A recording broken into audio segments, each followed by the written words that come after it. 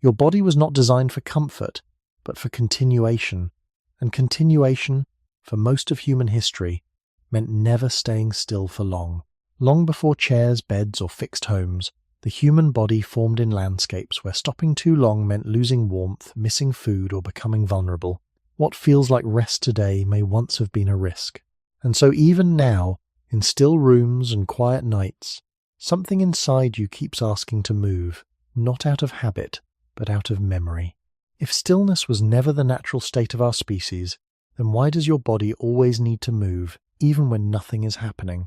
Long before the idea of rest became tied to stillness, the human body took shape in a world that did not allow it. Early humans did not live in fixed places, and they did not remain in one position for long periods. Their days were defined by the need to move across landscapes in search of food, water, and shelter. This movement was not occasional or optional.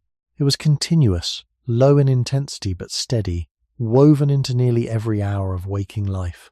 Walking, bending, carrying, scanning the environment, adjusting to terrain, these were not separate activities but part of a single ongoing pattern. Over long stretches of time, this pattern became the condition under which the human body developed. Muscles, joints, and internal systems were shaped not for moments of intense effort, followed by long stillness, but for frequent, moderate movement that rarely stopped entirely. In such a setting, the body did not need to be told to move. Movement was the default condition, and stillness was brief and often temporary. Even when early humans paused, the pause itself was rarely complete. Sitting might involve shifting weight, adjusting posture, or remaining alert to sounds and changes in the surroundings. Lying down occurred on uneven ground, without the support or softness that allows complete relaxation today. The surface beneath the body would have required constant small adjustments, preventing long periods of true immobility. This means that what we now call doing nothing would have been unfamiliar to the body during most of its formation. The environment did not support it, and the body did not depend on it. Over generations, the human body became efficient at this kind of constant engagement with the physical world. The structure of the foot reflects repeated walking across varied terrain. The spine shows an ability to adapt to different positions rather than remain fixed in one. The balance system, located within the inner ear, responds continuously to shifts in position, even small ones. None of these systems suggest a design centered on stillness. Instead, they point toward a body that expects to be in motion, even when that motion is subtle. This expectation did not disappear when human environments began to change. The transition to more settled forms of life, such as early agriculture, reduced the need for long-distance movement, but it did not remove movement from daily life. Tasks still required standing, carrying, digging, and walking within a smaller range. The body remained engaged, even if the patterns became more repetitive. Only in very recent history has it become common to remain seated or inactive for extended periods, supported by stable surfaces that remove the need for constant adjustment. From the perspective of human evolution, this is a new condition, one that the body has not fully adapted to.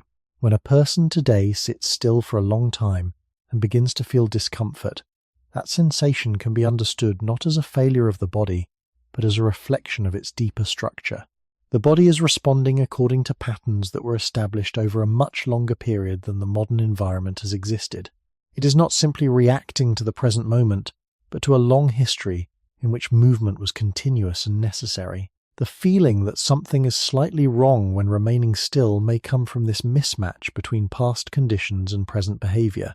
The body continues to expect a certain level of activity, even when the environment no longer requires it.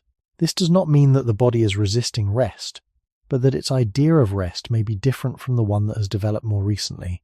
In earlier conditions, rest did not mean complete stillness, but a reduction in intensity while maintaining some degree of movement or readiness. This distinction may help explain why, even in quiet and safe environments, the body does not easily settle into complete immobility.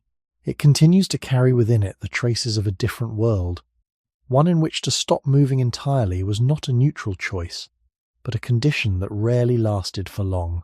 The pattern of constant movement was not only shaped by the need to travel across large distances, but also by the fine details of how early humans interacted with their immediate surroundings. Even when they remained within a relatively small area, their bodies were rarely at rest in the modern sense. Gathering plants required crouching, reaching, shifting weight from one leg to another, and moving slowly across uneven ground. Preparing simple tools involved repeated hand movements, adjustments in grip, and changes in posture. Watching for signs in the environment tracks sounds, changes in light meant turning the head, adjusting the body, and maintaining a state of readiness that prevented complete relaxation. These small, continuous actions formed a background level of activity that never fully stopped. The body was not switching between movement and stillness, but operating along a spectrum where complete stillness was uncommon. This pattern is reflected in the way human joints are structured.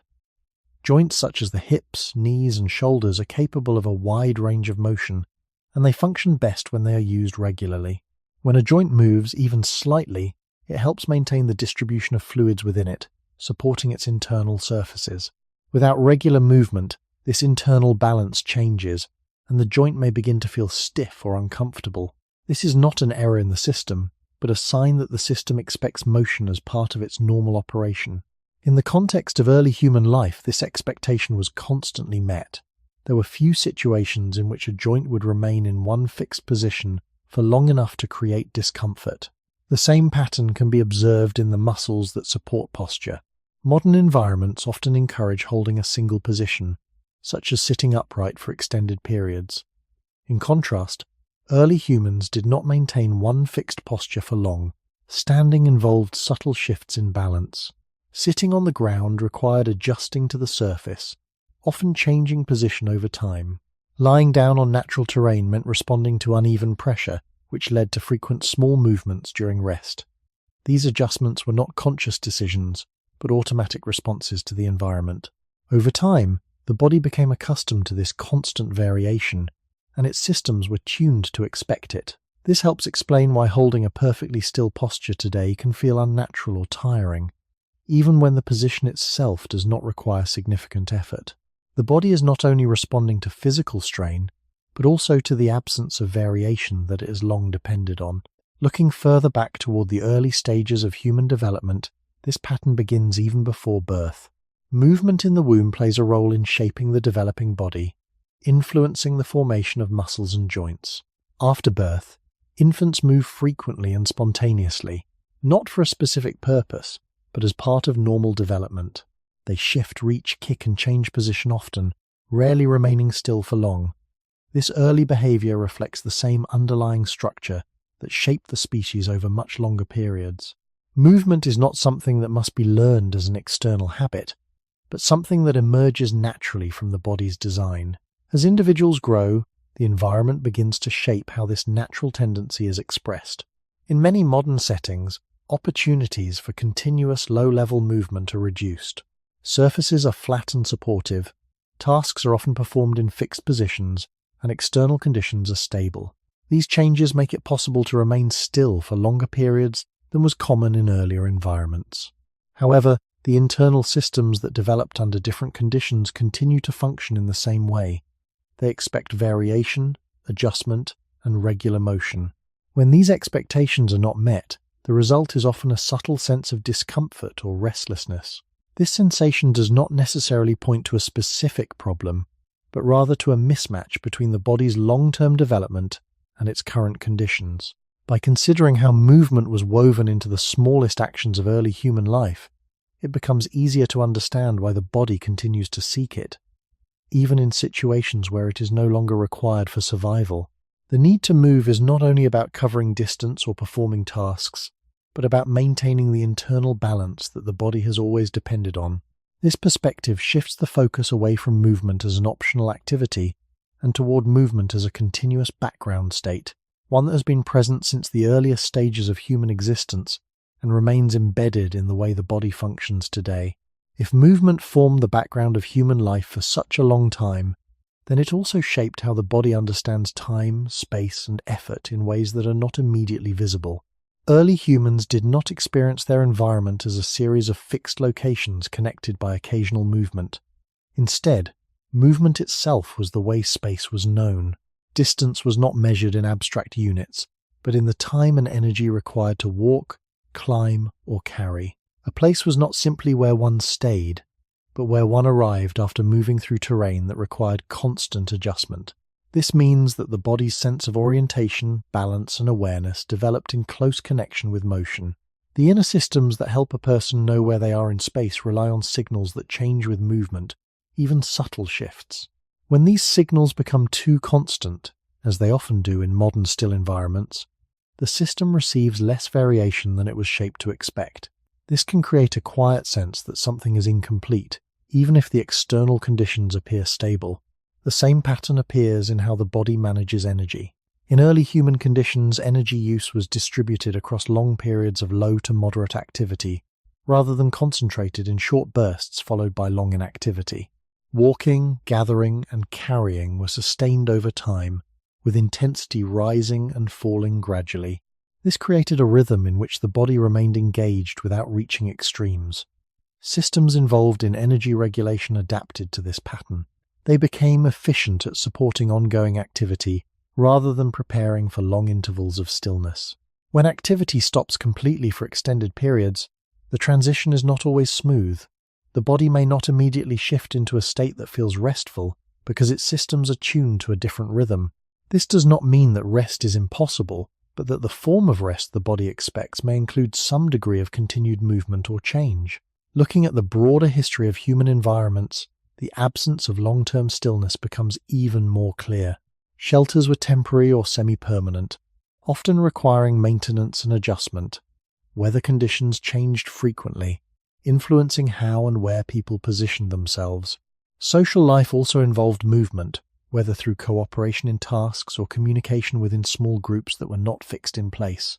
These factors combined to create a setting in which remaining completely still for extended periods was not only uncommon, but often impractical. The body adapted within this context, developing systems that remain responsive to change rather than settled into prolonged stability. Even sleep, which might seem like a natural period of stillness, did not always involve complete immobility. Natural sleeping surfaces, variations in temperature, and the need for awareness in less controlled environments likely led to shifts in position during the night. The body did not fully disconnect from its surroundings, and subtle movements continued as part of maintaining comfort and readiness. This suggests that the idea of remaining in a single position for many hours is not deeply rooted in the conditions under which the human body evolved. When viewed from this perspective, the modern experience of trying to remain still can be understood as entering a state that the body recognizes as unfamiliar. The quiet signals that encourage movement are not random or unnecessary. They are part of a system that has long relied on variation, adjustment, and continuous interaction with the environment. These signals do not demand large actions. Often, they appear as small urges, a need to shift position, to stretch, to change orientation. In earlier conditions, responding to these signals would have been automatic, supported by an environment that required it. In current settings, it is possible to ignore them, but the signals themselves remain. Over time, this can create a subtle tension between what the body expects and what the environment allows. Understanding this tension does not resolve it immediately, but it places the experience of restlessness within a broader context. The body is not simply reacting to the present moment. It is carrying forward patterns shaped over a long history, in which movement was not a choice or an added activity, but the continuous state through which life was lived. In modern life, rest is often imagined as the absence of movement, a quiet state where the body becomes still and remains that way for as long as possible. This idea feels natural because the environments that surround us are designed to support it. Chairs hold the body in a fixed position, beds provide even surfaces that reduce the need for adjustment, and many daily tasks can be completed without changing posture. Within this setting, stillness appears to be the clearest form of rest. Yet when this idea is placed against the longer history of human life, it begins to look less like a universal truth and more like a recent interpretation shaped by stable surroundings. For most of human history, rest did not mean the complete absence of movement. It meant a reduction in effort while the body remained engaged in subtle ways. Early humans did pause, but their pauses were rarely defined by immobility. When sitting on the ground, the body would shift frequently to respond to pressure and uneven terrain. When standing, balance required continuous small corrections. Even during moments of waiting or observation, the body remained active at a low level, adjusting posture, scanning the environment, and preparing to respond if needed. This form of rest was not a fixed state, but a dynamic one, where movement continued in a quieter and less demanding form. The distinction between stillness and rest becomes clearer when looking at how the body responds to each condition. When movement is reduced but not eliminated, internal systems continue to receive changing signals. Muscles remain lightly active, joints are used within a comfortable range, and the balance system continues to process variations in position. These signals help maintain a sense of stability and ease. In contrast, when movement stops almost entirely, the flow of these signals becomes limited. The body may begin to feel stiff or unsettled, not because it is being used too much, but because it is being used in a way that differs from its long-established patterns. This helps explain why complete stillness, even in a comfortable setting, can become difficult to maintain over time. The body does not easily settle into it, because it is not the form of rest it has known for most of its development. Archaeological and anthropological observations support this view by showing that early human environments did not provide conditions for prolonged immobility. Surfaces were rarely even or supportive enough to allow the body to remain in one position without adjustment. Daily life required attention to surroundings, which kept the body responsive and ready. Even within early settled communities, rest periods were shaped by the need to remain aware of changes in weather, animals, and other people. These factors created a form of rest that was integrated with light movement and constant adjustment, rather than separated from it. The body adapted within this framework, developing systems that treat movement and rest not as opposites, but as parts of a continuous range. This perspective also appears in the behavior of young children, who often move even when they are not engaged in a specific task. They shift positions, change posture, and explore different ways of sitting or lying down. This behavior is not driven by a conscious goal, but reflects the body's underlying tendency to avoid long periods of complete stillness. It suggests that the natural state of the human body includes variation, even during moments that might be described as rest. Over time, social structures and environments begin to shape how this tendency is expressed, often encouraging more fixed positions. However, the original pattern does not disappear. It remains present, sometimes appearing as a quiet urge to adjust or move, even when the surroundings suggest that staying still is the expected behavior. By understanding rest as a state that includes movement rather than excludes it, the experience of restlessness begins to take on a different meaning. It is no longer simply a difficulty in relaxing, but a reflection of how the body has been shaped over a long period of human history. The idea that rest must be completely still may not align with the deeper structure of the body. Instead, rest may be more accurately understood as a gentle continuation of movement at a level that allows the body to recover while still maintaining the signals it depends on. This shift in perspective does not change the modern environment, but it offers a way to interpret the body's responses within it. What feels like an inability to remain still may, in fact, be a continuation of a much older pattern, one in which rest and movement were never entirely separate. When rest is understood as a state that includes gentle movement, it becomes possible to see how many of the body's quiet signals are not interruptions, but part of the process itself. The urge to shift position, to adjust the angle of the spine, or to move a limb slightly does not necessarily indicate discomfort that must be removed. Instead, it reflects a system that maintains balance through variation. In earlier human environments, these adjustments were not noticeable as separate actions. They were woven into the background of daily life, supported by uneven ground, changing temperatures, and the constant need to remain aware of the surroundings. A person sitting on natural terrain would not remain in a fixed posture for long, not because the position was intolerable, but because the surface itself invited small changes. Over time, the body learned to associate rest with this ongoing process of subtle correction. This association remains, even when the environment changes.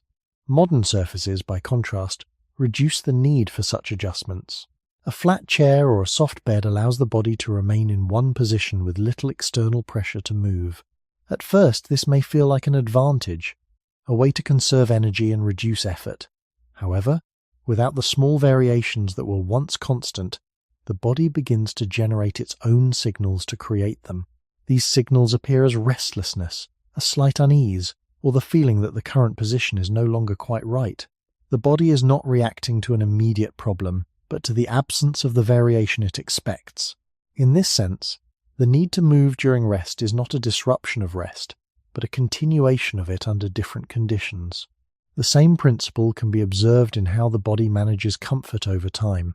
Comfort is often thought of as a stable state that can be maintained once it is achieved. Yet in practice, comfort tends to shift, requiring ongoing adjustment. A position that feels comfortable at one moment may become less so after a short period, even if nothing external has changed. This shifting is not necessarily a sign that the position was incorrect, but that the body's sense of comfort is dynamic. It depends on change, not on maintaining a single arrangement indefinitely. In earlier human contexts, this dynamic quality of comfort would have been supported naturally by the environment. Surfaces, postures, and conditions would have varied enough to keep the body within a range of ease without requiring conscious effort. In modern settings, where conditions are more constant, the responsibility for this variation shifts inward, and the body begins to produce the need for change from within. Looking back toward the broader arc of human development, it becomes clear that the separation between movement and rest is not deeply rooted. Instead, the two have always existed along a continuum, with rest representing a lower level of activity rather than its complete absence. This continuum allowed early humans to remain responsive while conserving energy, maintaining a balance between readiness and recovery. The body systems that support this balance are still present, and they continue to operate according to patterns that were established over long periods. When the body is placed in a condition of prolonged stillness, it does not fully enter a state that matches its long-term expectations. Instead, it remains partially active, sending signals that encourage a return to variation. These signals are often subtle, and they may be interpreted as distractions or discomfort. However, they can also be understood as part of a regulatory process that aims to maintain internal balance. Even during sleep, this process can be observed. People rarely remain completely still throughout the night. They shift positions, adjust their limbs, and respond to changes in pressure and temperature, often without waking. These movements are not interruptions of rest, but part of the way rest is maintained over time. In earlier human environments, where sleeping surfaces were less uniform and conditions less controlled, such movements would have been even more frequent. The body did not aim to eliminate movement during rest, but to allow it at a level that supported comfort and function. By recognizing that rest has historically included movement, the experience of needing to move can be seen in a different light. It is not necessarily a failure to relax, but a continuation of a pattern that has been present throughout human history. The body is not asking to abandon rest, but to shape it in a way that aligns with its deeper structure. This perspective does not require changing the environment immediately, but it offers a way to understand the body's responses without viewing them as problems to be removed. Instead, they can be seen as expressions of a system that remains connected to a time when rest and movement were never entirely separate, but always intertwined in quiet and continuous ways. The modern habit of treating stillness as the purest form of rest also changes how people judge their own bodies. When a person lies down and quickly feels the need to turn, stretch, bend a knee, or adjust the weight of the shoulders, it is easy to interpret this as a sign that something is wrong. The body may seem uncooperative, unable to settle, unable to remain quiet in the way the modern world has taught us to expect. Yet, from a longer historical view, these small movements may be among the most ordinary things the body does. They are not necessarily signs of failure, but signs of continuity. For most of human history, recovery took place inside conditions that never fully stopped changing. The ground beneath the body had texture, slope, temperature, and pressure points that shifted the body's position over time. The air changed with wind, cold, humidity, and the movement of other living things nearby. Light faded slowly, sounds rose and fell, and the body remained part of an environment that was never completely still. Under those conditions, rest could not become a sealed state separated from the world. It remained open, responsive, and lightly active. This matters because the body's inner systems did not evolve to interpret complete immobility as the only route toward restoration. They evolved within a form of rest that included repositioning, low muscle activity, and ongoing sensory contact with the surroundings. In this older pattern, the body recovered not by switching itself off, but by lowering effort while preserving responsiveness. That is a very different model from the one implied by modern furniture, modern rooms, and modern schedules, where the ideal often becomes staying still for as long as possible. When that modern ideal is imposed on a body built in older conditions, the result is often a quiet disagreement. The environment says remain fixed, but the body continues to search for variation. This disagreement may appear in simple ways: the need to uncross and recross the legs, to roll the neck, to shift on a mattress, to stand after sitting, or to turn from one side to the other during sleep. These actions are usually small, but they reveal something important. The body does not treat rest as a frozen state. It treats rest as a changing state, held within safe limits. Anthropological observations of non-industrial and traditionally mobile populations also support this broader point. Human rest across cultures has often involved ground sitting, squatting, kneeling, reclining, and many other postures that are less fixed than the standard chair posture common today. These positions allow more frequent adjustment and distribute effort differently across the body.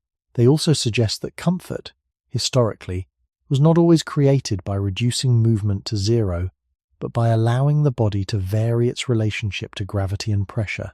Even when people were not traveling long distances, their bodies still moved through many small positional changes across the day. This continuity between rest and movement is also visible in aging. Older bodies often feel a stronger need to change position regularly, not only because of pain or stiffness, but because prolonged stillness becomes harder to tolerate. That pattern can seem like a decline, but it also reveals a basic truth that was always there. Human comfort is dynamic. It depends on circulation, pressure relief, muscle tone, joint motion, and sensory updating, all of which are helped by small movements. In that sense, the body's refusal to stay perfectly still is not simply a flaw that becomes visible with age. It is an old design feature that modern life makes harder to ignore. When seen in this light, restlessness stops looking like the opposite of rest. It becomes part of the body's way of protecting rest from becoming too rigid. The small impulse to move is not always an intrusion from outside the resting state. Sometimes it is the body's quiet method of preserving that state under conditions that are more fixed than those in which humans were formed. This does not mean that every movement during rest has deep meaning, or that the past was somehow more comfortable. It means only that the human body carries forward a long inheritance in which recovery happened through gentle variation rather than absolute stillness.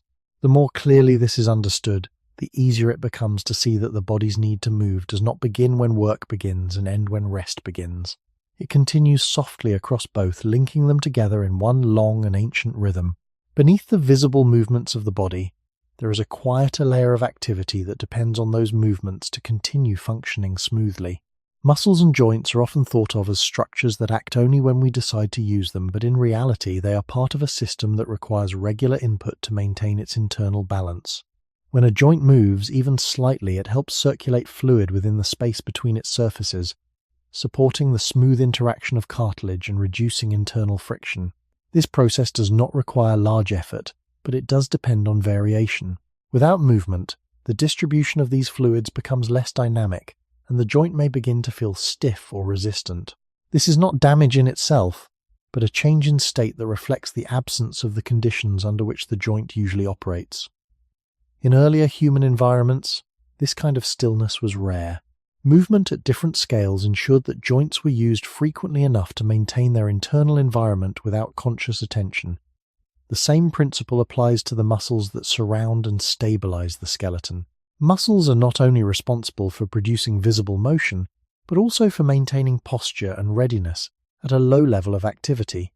Even when a person appears to be still, many muscles remain lightly engaged, making small adjustments to keep the body balanced. In a setting where posture changes regularly, these muscles cycle through patterns of contraction and release, preventing any single group from remaining under constant load.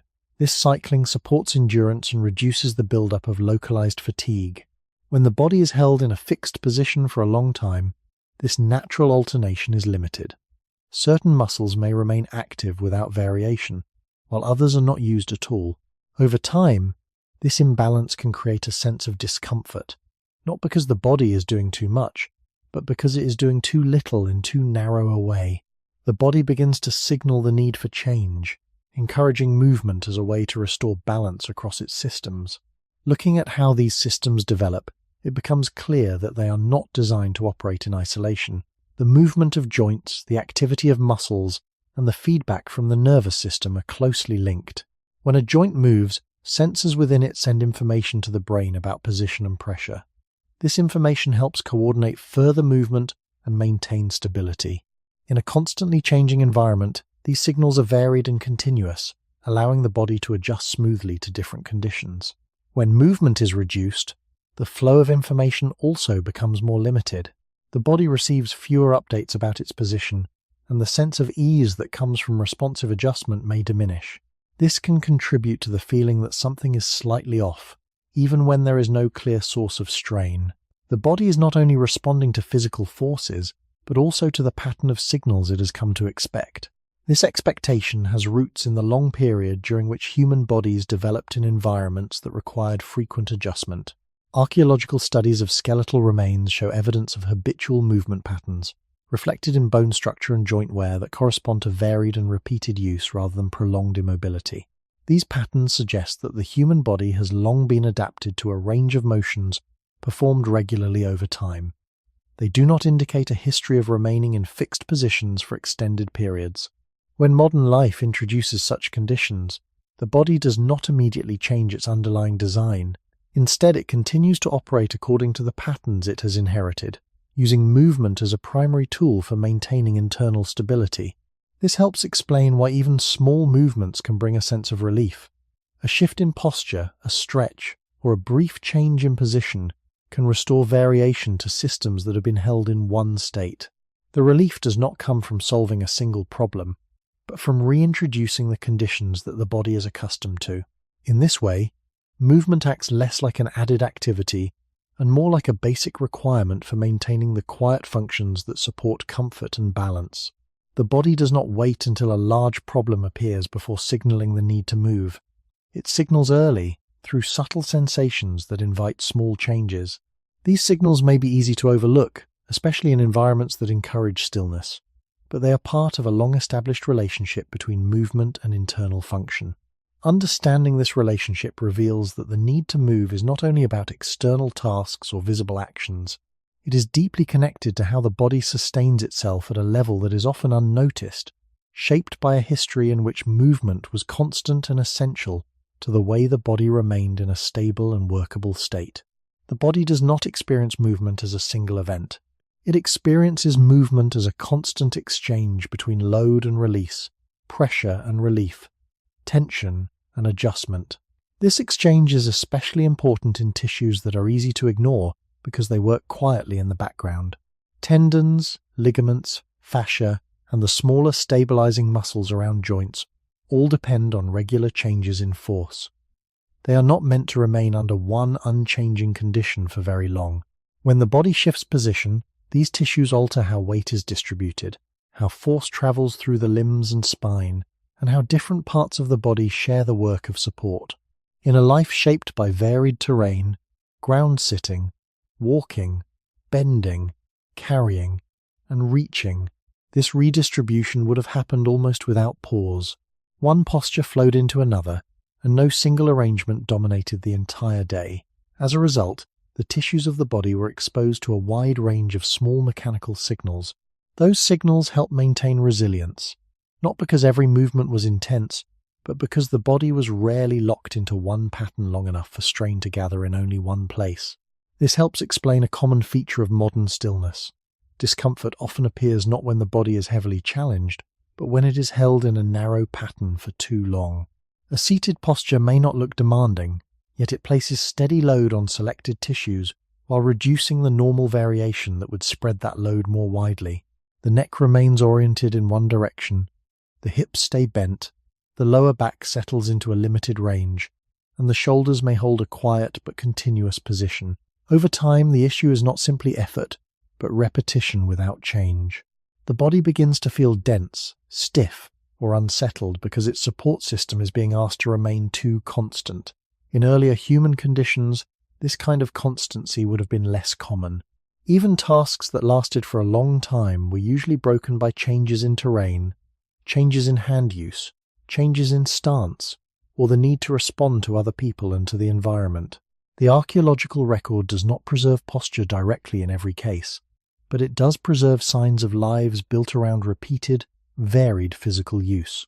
Bone shape, muscle attachment markings, and joint patterns all point toward bodies that were formed by movement across many contexts rather than by extended fixation in one position. That does not mean early human life was free of strain.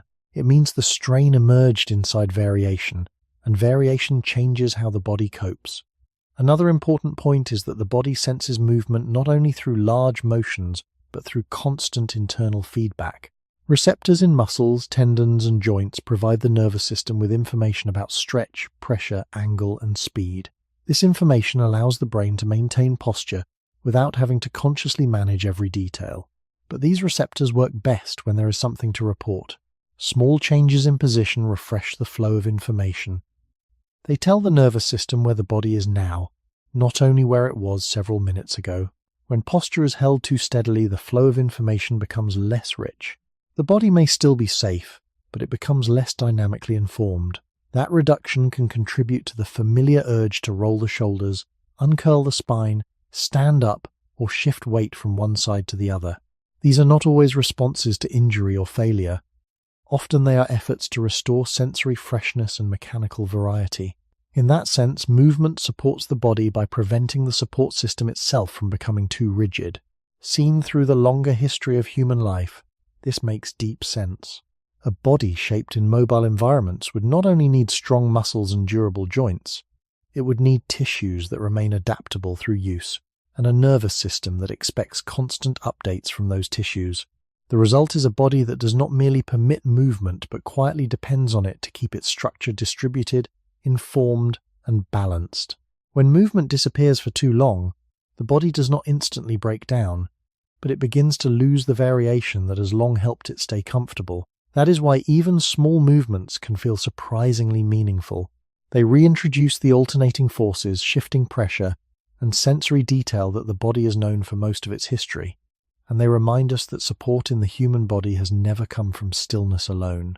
There is also a deeper layer to how the body depends on movement, one that is not always visible in the structure of muscles or joints, but can be felt in the overall sense of ease or unease within the body.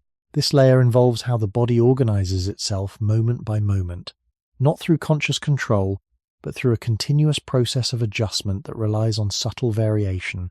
When a person shifts their weight slightly, changes the angle of the head, or adjusts the position of the spine, these small changes do more than alter posture. They redistribute internal forces, refresh sensory input, and allow different parts of the body to participate in maintaining balance. This process prevents any one area from becoming too dominant or too passive. In earlier human environments, this redistribution happened naturally as a result of constant interaction with the ground, with tools, and with other people. The body did not need to create variation, because variation was always present. In contrast, when the body is held in a stable and unchanging position, this internal organization becomes less dynamic. Certain areas continue to carry load, while others remain relatively inactive. Over time, the sense of balance that comes from shared participation across the body may begin to fade. The result is not always pain, but often a quieter signal, a feeling that the body is no longer evenly supported from within. This feeling can be difficult to describe, but it often leads to the impulse to move, not in a large or dramatic way, but in small, exploratory ways that seek to restore a more even distribution of effort. This is one reason why people often adjust their position without fully realizing it. The movement is not always a response to a clear problem, but an attempt to maintain a state that is easier to sustain over time. From the perspective of human development, this makes sense. The body did not evolve to maintain a single ideal posture, but to move through a range of positions that each serve for a time before giving way to another. Stability, in this context, does not mean remaining fixed. It means remaining adaptable. The systems that support this adaptability rely on regular input from movement, even when that movement is minimal. When this input is reduced, the body does not simply become still, It becomes less able to reorganize itself smoothly, and the sense of ease that comes from fluid adjustment may be replaced by a sense of holding or effort. This is often experienced as tension, even in the absence of significant physical demand. Looking again toward the long history of human life, it becomes clear that the conditions required for this kind of internal organization were consistently present. Walking across uneven ground required constant micro-adjustments in the feet, ankles, knees, and hips. Carrying objects required the body to shift load from one side to another. Sitting on the ground involved changing positions to accommodate pressure and balance. Even simple acts like reaching or turning involved coordinated changes across multiple parts of the body. These patterns ensured that no single configuration lasted too long. The body remained in motion, not only externally, but internally, maintaining a balance that depended on change. In modern environments, where surfaces are uniform and tasks are often performed in fixed positions, the external need for such variation is reduced. However, the internal need remains. The body continues to seek opportunities to reorganize itself, even when the environment does not require it. This can appear as a need to stretch, to stand, to walk a short distance, or simply to adjust the position of the limbs. These actions may seem minor, but they play a role in restoring the internal balance that the body depends on.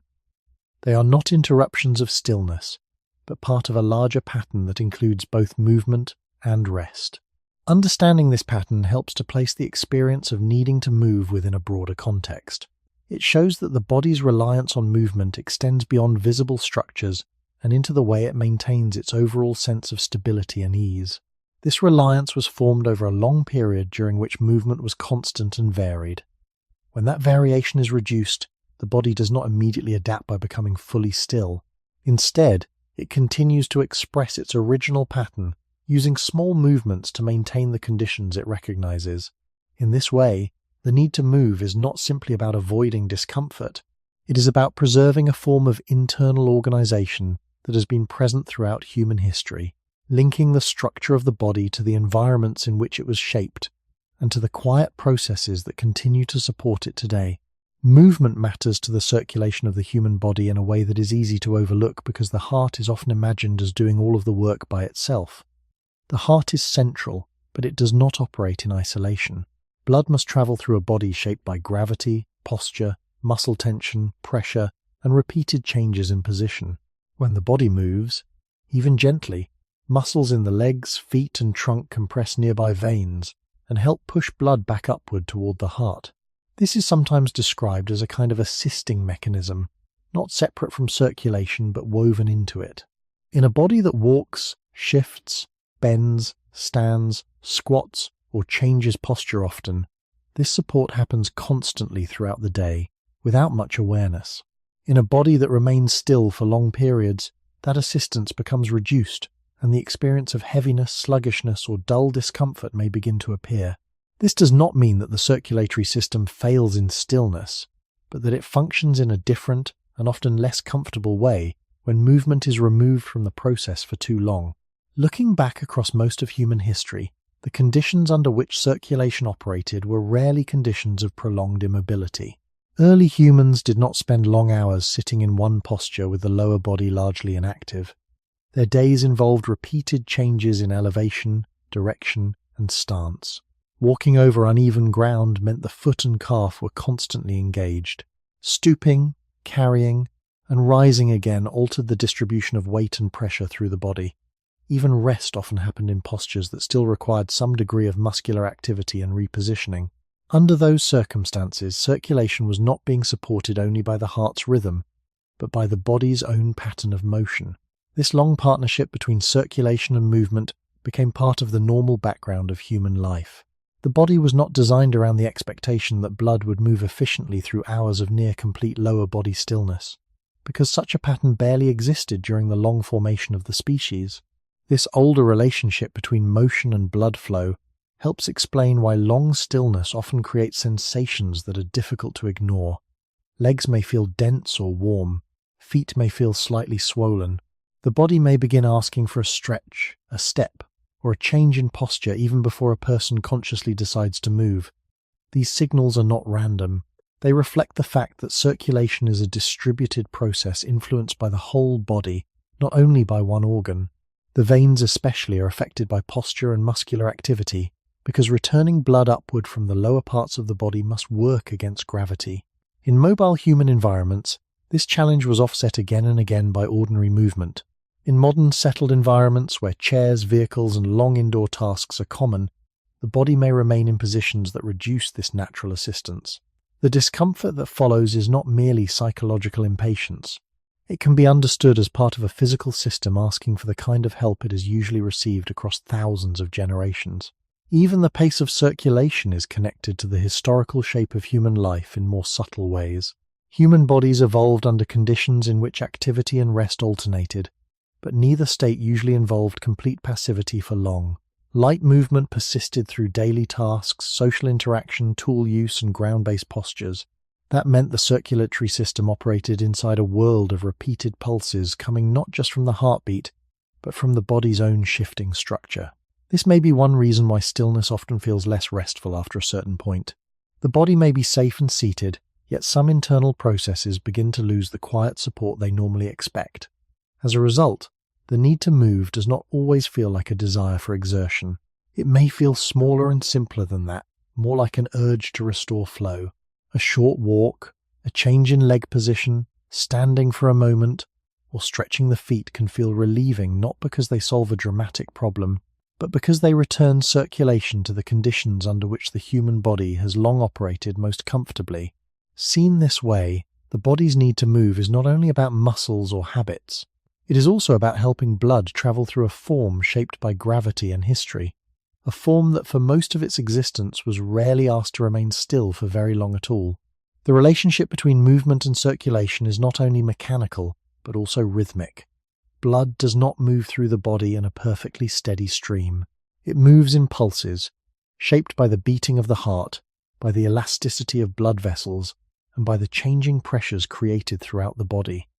Movement adds another layer to this rhythm. Each step, each shift of weight, each small contraction of a muscle alters pressure in local areas, helping guide blood through paths that respond to both structure and motion. In a life that includes frequent changes in position, this creates a complex but balanced pattern where circulation is continually adjusted to match the body's needs. This pattern does not depend on large or intense movement. It depends on variation. When variation is present, circulation is supported from many directions at once. When variation is reduced, the pattern becomes simpler and less responsive, and the body may begin to notice the difference. This can be felt not only in the limbs, but in a more general sense of energy and clarity. Looking at early human environments, the conditions that supported this kind of rhythmic circulation were consistently present. Walking across different surfaces required constant engagement from the lower body, with muscles contracting and releasing in a natural sequence. Changes in posture, such as moving from standing to squatting or sitting on the ground, altered how blood was distributed and how pressure moved through the vessels. Carrying objects shifted weight from one side to another, influencing circulation across the torso and limbs. Even moments of rest involved enough subtle movement to prevent the body from entering a state of complete uniformity. Under these conditions, circulation was not something that needed to be actively managed. It was maintained through the ordinary structure of daily life. In modern settings, the rhythm of circulation can become more limited when movement is reduced. Sitting for long periods places the body in a relatively fixed arrangement, where the lower limbs are bent and muscle activity is minimal. The pressure patterns within the body change less frequently, and the assistance that comes from movement is diminished. The heart continues to function, but the broader system that supports circulation becomes quieter. Over time, this can lead to a feeling that the body is less responsive, less fluid, or less comfortable. These sensations may be subtle, but they often lead to the impulse to stand, stretch, or walk. Such impulses are not necessarily attempts to increase activity in a general sense.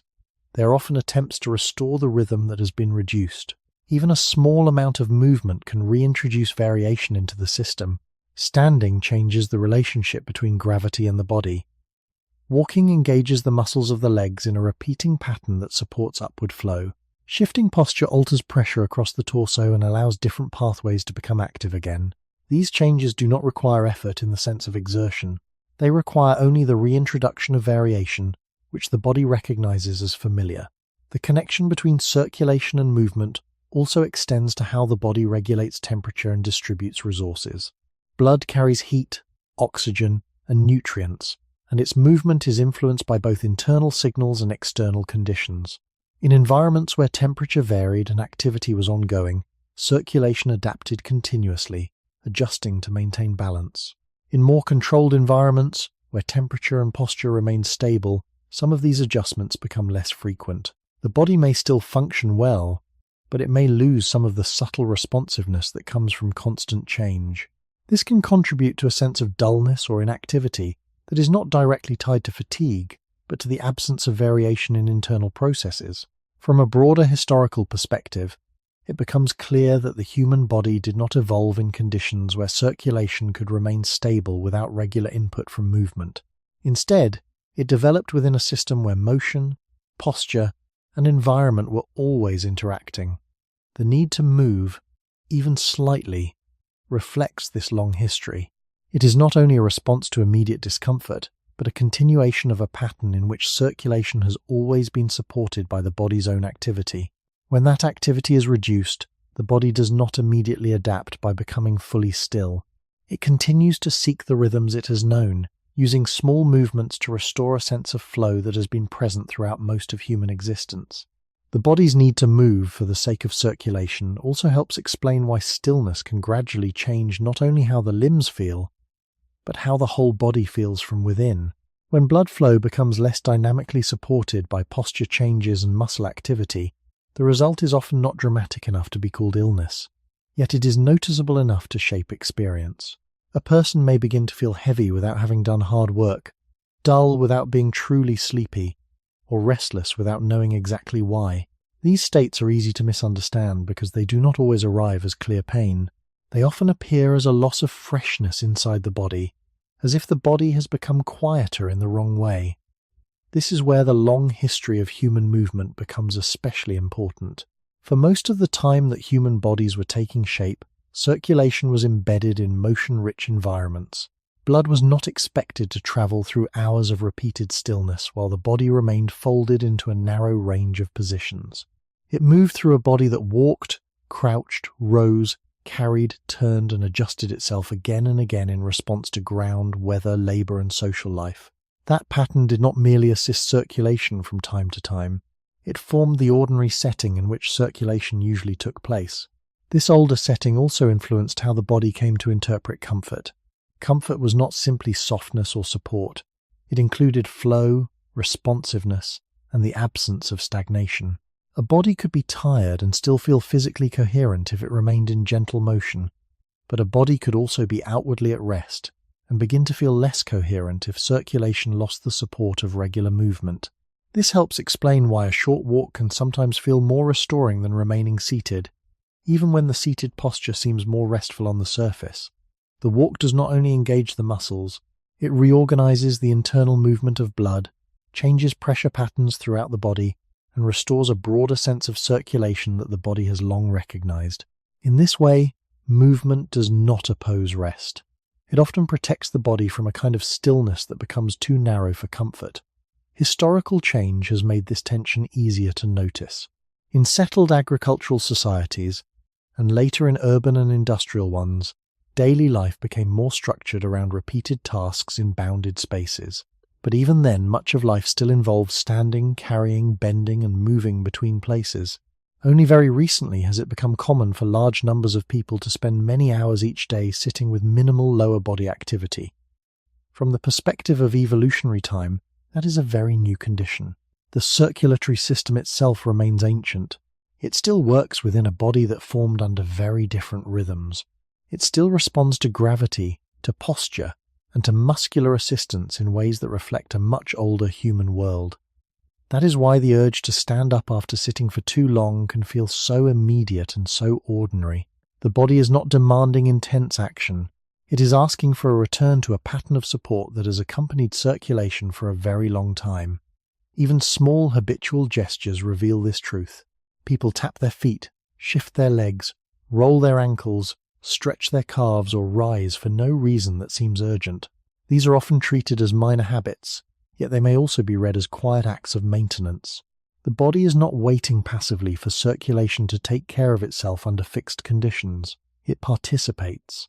It asks for variation because variation has long been part of how blood moves comfortably through a human form. Seen this way, the body's need to move becomes less mysterious. It is not only about escaping stiffness or restlessness in a vague sense. It is about preserving a living flow inside a body shaped by motion across landscapes and through time. What now feels like a simple urge to stand, shift, or walk may carry within it a much older memory of how the human body stayed alert, balanced, and physically at ease for most of its history, not in perfect stillness, but in repeated and gentle movement. The human brain is often imagined as a separate center of control, observing the body from a distance and directing its actions when needed. Yet in practice, the brain does not stand apart from the body.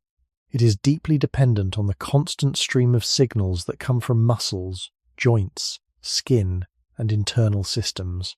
These signals do not only inform the brain about movement after it happens, they shape how the brain understands the body at every moment, including when the body appears still. When a person shifts position, even slightly, receptors in the joints and muscles send updated information about angle, tension, and pressure. The brain uses this information to maintain a sense of orientation and stability. Without these updates, the internal picture of the body becomes less precise, not in a dramatic way, but in a subtle and cumulative way that can influence how comfortable or settled a person feels. In environments where movement is frequent, this stream of information remains rich and varied. In environments where movement is reduced, the stream becomes narrower, and the brain must work with fewer changes to interpret the state of the body. Over time, this reduction can contribute to a quiet sense of unease or restlessness, even when no clear physical strain is present. This relationship between movement and perception has deep roots in human development. From early life, the brain learns about the body through movement. Infants explore their surroundings by reaching, turning, rolling, and shifting position. These actions are not only about interacting with the environment, they are also about building an internal map of the body itself. Each movement provides new information, helping the brain refine its understanding of where the body is and how it can act. This process continues throughout life, though it becomes less visible as movements become more habitual. The brain continues to rely on changes in position and pressure to maintain its internal representation of the body. When these changes are reduced, the clarity of that representation may also change, leading to a sense that the body is less defined or less settled in space. Looking back to the conditions under which the human brain evolved, it becomes clear that a steady flow of bodily information was the norm. Early humans moved through complex environments that required constant adjustment. Uneven ground, shifting light, varying weather, and the presence of other living beings all contributed to a setting in which the body was rarely static. The brain adapted within this context, learning to process a wide range of sensory inputs that changed continuously. This adaptation did not disappear when environments became more stable. The brain continues to expect variation, even when the surroundings no longer require it. This expectation is not always conscious, but it can be felt as a need for change when the body remains too still for too long. The sense of restlessness that often appears during prolonged stillness can be understood as part of this process. It is not simply a matter of impatience or lack of discipline. It reflects the brain's response to a reduced flow of sensory information. Without regular updates from the body, the brain may begin to generate signals that encourage movement, not to achieve a specific goal, but to restore the flow of information it depends on. These signals are often gentle. They may appear as a desire to adjust posture, to stretch, or to stand for a moment. Responding to them can bring a sense of relief, not because a problem has been solved, but because the brain has regained access to a richer set of signals about the body's state. This perspective suggests that the need to move is not only rooted in physical structures, but also in how the brain maintains its connection to the body. Movement provides the variation that keeps this connection active and clear. When movement is reduced, the connection becomes less dynamic, and the brain responds by seeking to restore it. This process has been present throughout human history, shaped by environments in which the body was rarely still for long. The modern experience of trying to remain motionless for extended periods places the brain in a condition that differs from the one it has long known. The resulting sense of unease is not necessarily a sign of weakness or failure. It may be a reflection of how closely the brain and body remain linked, and how much that link depends on the quiet, continuous presence of movement. The connection between the brain and the body does not only depend on the presence of movement, but also on the quality and variation of the signals that movement provides.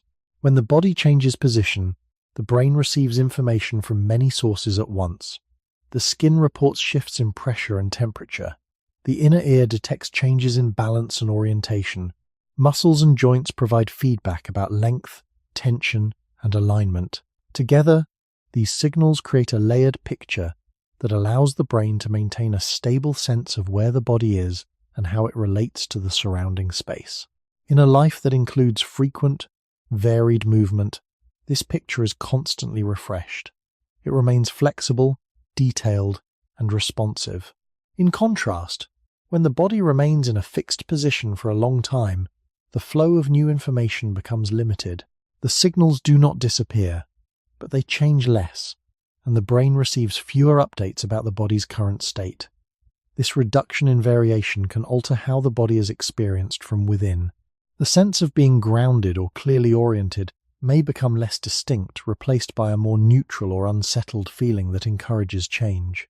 This process is not usually noticed directly, but it becomes visible in the small ways people respond to stillness. A person may begin to shift in their seat, adjust their posture, or seek a different position without a clear reason. These actions are often automatic, guided by a system that is seeking to restore variation rather than solve a specific problem. From the perspective of human history, this behavior reflects a long-standing relationship between perception and movement. Early human environments provided a constant stream of changing sensory input. Walking across uneven terrain, interacting with objects, responding to weather, and coordinating with others all contributed to a rich and varied sensory landscape. The brain developed within this landscape, learning to process information that was always changing. As a result, stability did not come from the absence of change, but from the ability to adapt to it. The brain became skilled at maintaining a coherent sense of the body within a world that was never completely still. This skill continues to operate in modern environments, but the conditions under which it is used have changed.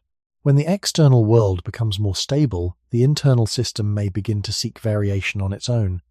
This can appear as a need to move, even when the surroundings do not require it. The brain is not simply reacting to boredom or lack of stimulation in a general sense. It is responding to a specific reduction in bodily information, and it is attempting to restore the balance that it has long relied on. This helps explain why even very small movements can have a noticeable effect on how a person feels. A slight shift in posture can change pressure patterns across the body. A stretch can alter muscle tension and joint angles. Standing up can introduce new signals from the lower body and change the way gravity is experienced. Each of these actions provides fresh input to the brain, helping to rebuild a more detailed and responsive internal picture. The relief that follows is often subtle, but it reflects a return to a more familiar state of ongoing variation. This relationship between movement and perception also influences how the brain organizes attention. When the body is engaged in gentle movement, attention can remain distributed and flexible. The brain continues to receive input from multiple sources, supporting a balanced awareness of both the body and the environment. When the body becomes very still, attention may narrow or become less stable, not because stillness is inherently problematic, but because the flow of information that supports flexible attention has been reduced. The result can be a feeling of restlessness or difficulty settling, even in quiet conditions. Seen in this light, the need to move is not separate from the brain's way of maintaining clarity and connection. It is part of a system that has been shaped over long periods in which movement and perception were closely linked. The brain does not simply control the body, it depends on the body's ongoing activity to sustain its own sense of order. When that activity is reduced, the brain responds by encouraging movement, not as an external command, but as an internal adjustment that restores the conditions under which it has long operated most effectively. There is also a quieter consequence of reduced movement that unfolds not only in the body, but in the way the mind settles over time. When the flow of sensory information becomes limited, the brain does not simply remain inactive. It begins to reorganize its activity around the signals that are still available. In conditions where movement is minimal and the environment is stable, these signals tend to repeat with little variation. The same points of pressure, the same angles of the joints, the same orientation of the head and spine continue without change. Over time, this repetition can make the internal experience of the body feel less dynamic. The mind may drift, not in a calm and grounded way, but in a way that lacks clear reference points. This can create a subtle sense of disconnection, as if the body is present but not fully engaged in the moment. The response to this state is often not a conscious decision to move, but a gradual emergence of small impulses that reintroduce variation. A shift in position, a slow stretch, or a brief change in posture can restore a sense of contact with the body, bringing the mind back into a more stable relationship with its physical base. These changes do not need to be large to have an effect. Even slight movements can alter the pattern of sensory input enough to refresh the brain's internal model of the body. This process is continuous, though it is rarely noticed directly. It reflects a long-standing pattern in which the brain relies on ongoing input from the body to maintain a sense of presence and orientation. In earlier human environments, this input was abundant. The body moved through spaces that were varied in texture, temperature, and form. Each step, each reach, each adjustment provided new information, and the brain learned to integrate this information into a coherent sense of being in the world. Stillness, when it occurred, was part of this broader pattern and did not remove the body from its context. Even at rest, the environment continued to change, and the body continued to respond in small ways. This meant that the brain rarely experienced a condition in which both the body and the surroundings remained constant for long periods.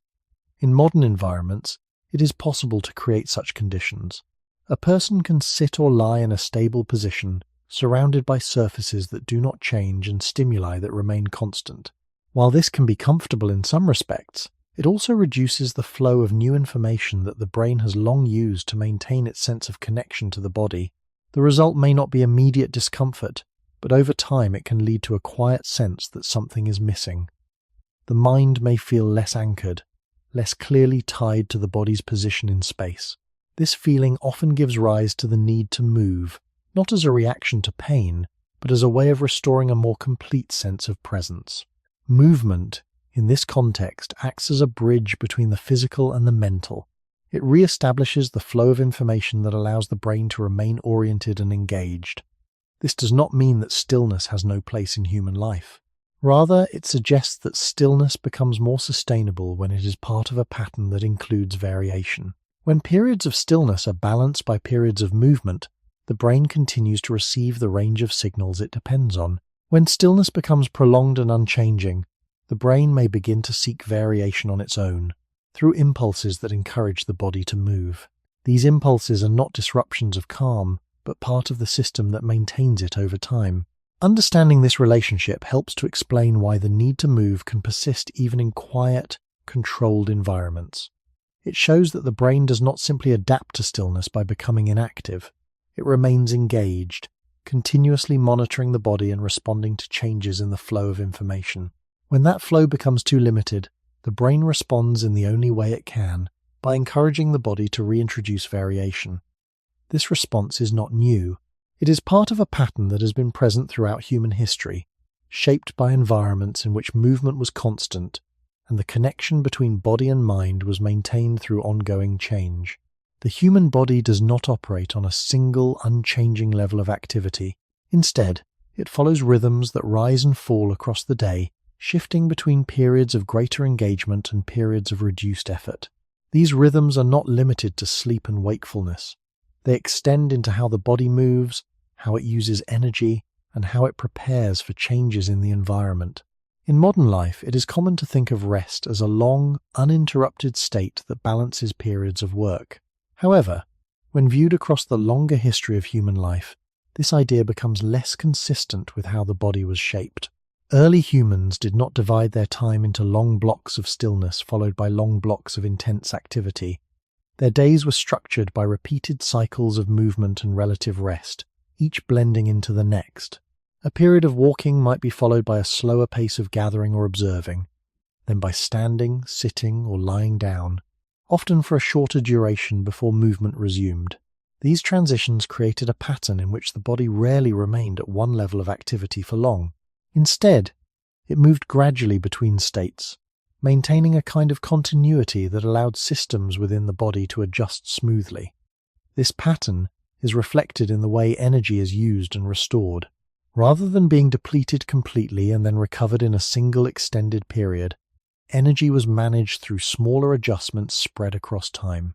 Movement did not always demand high effort, and rest did not require complete stillness. The body remained engaged at varying intensities, allowing recovery to occur alongside ongoing activity. This approach reduced the need for sharp transitions between extremes, supporting a more balanced internal state. When the body is placed in modern conditions that emphasize prolonged stillness, especially during the day, this older pattern is interrupted. The body may remain in a low activity state for much longer than it is accustomed to without the natural shifts that would normally occur. Over time, this can create a sense that the body is not fully aligned with its own rhythms. The feeling of restlessness that appears during long periods of inactivity can be understood as part of this misalignment. The body is not simply asking for movement in a general sense. It is attempting to re-establish the pattern of gradual change that has long supported its function. The same principle applies to the transitions between wakefulness and sleep. In earlier environments, the approach to sleep was often gradual, influenced by changes in light, temperature, and activity. The body would move from higher levels of engagement to lower ones over time, with movement decreasing but not disappearing immediately. Even after lying down, small adjustments would continue, allowing the body to settle in stages rather than all at once. This gradual transition supported the body's internal rhythms, making it easier to shift into deeper rest. In contrast, modern routines sometimes require abrupt changes, moving quickly from active engagement to complete stillness. While the body can adapt to this, the transition may not always feel smooth, and the need to move can persist even as a person attempts to rest. Looking at the broader arc of human history, it becomes clear that the body is organized around patterns of variation rather than fixed states. Activity and rest are not separate conditions, but points along a continuous spectrum. The systems that regulate energy, attention, and physical comfort are all tuned to this spectrum, responding to changes rather than to static conditions. When movement is reduced for extended periods, the body does not simply accept a new steady state. It continues to seek variation, using subtle signals to encourage shifts in posture, position, and level of activity. These signals are often gentle, but they reflect a deep structure that has been shaped over a long period.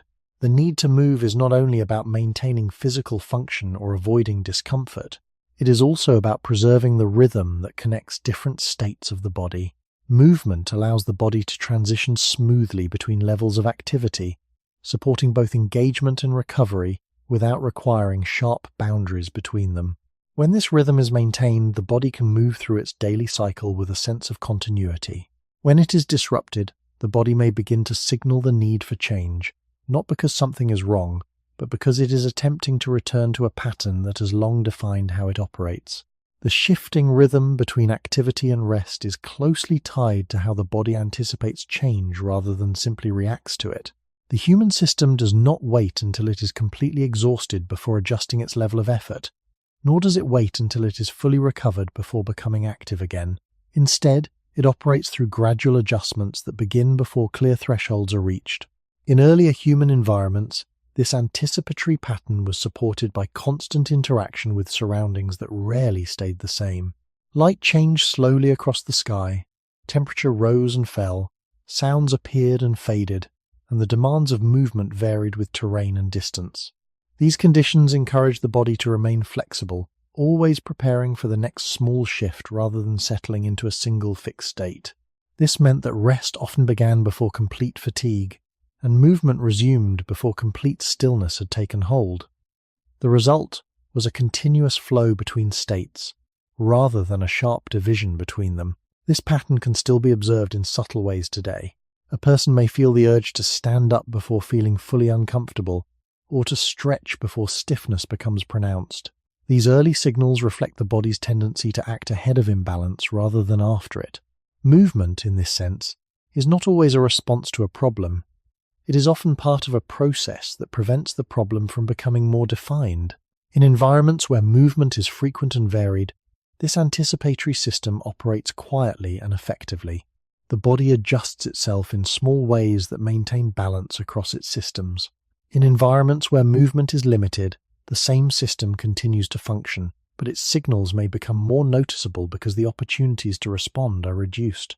The urge to move may feel more persistent, not because the body is under greater strain, but because it has fewer chances to complete the adjustments it is preparing for.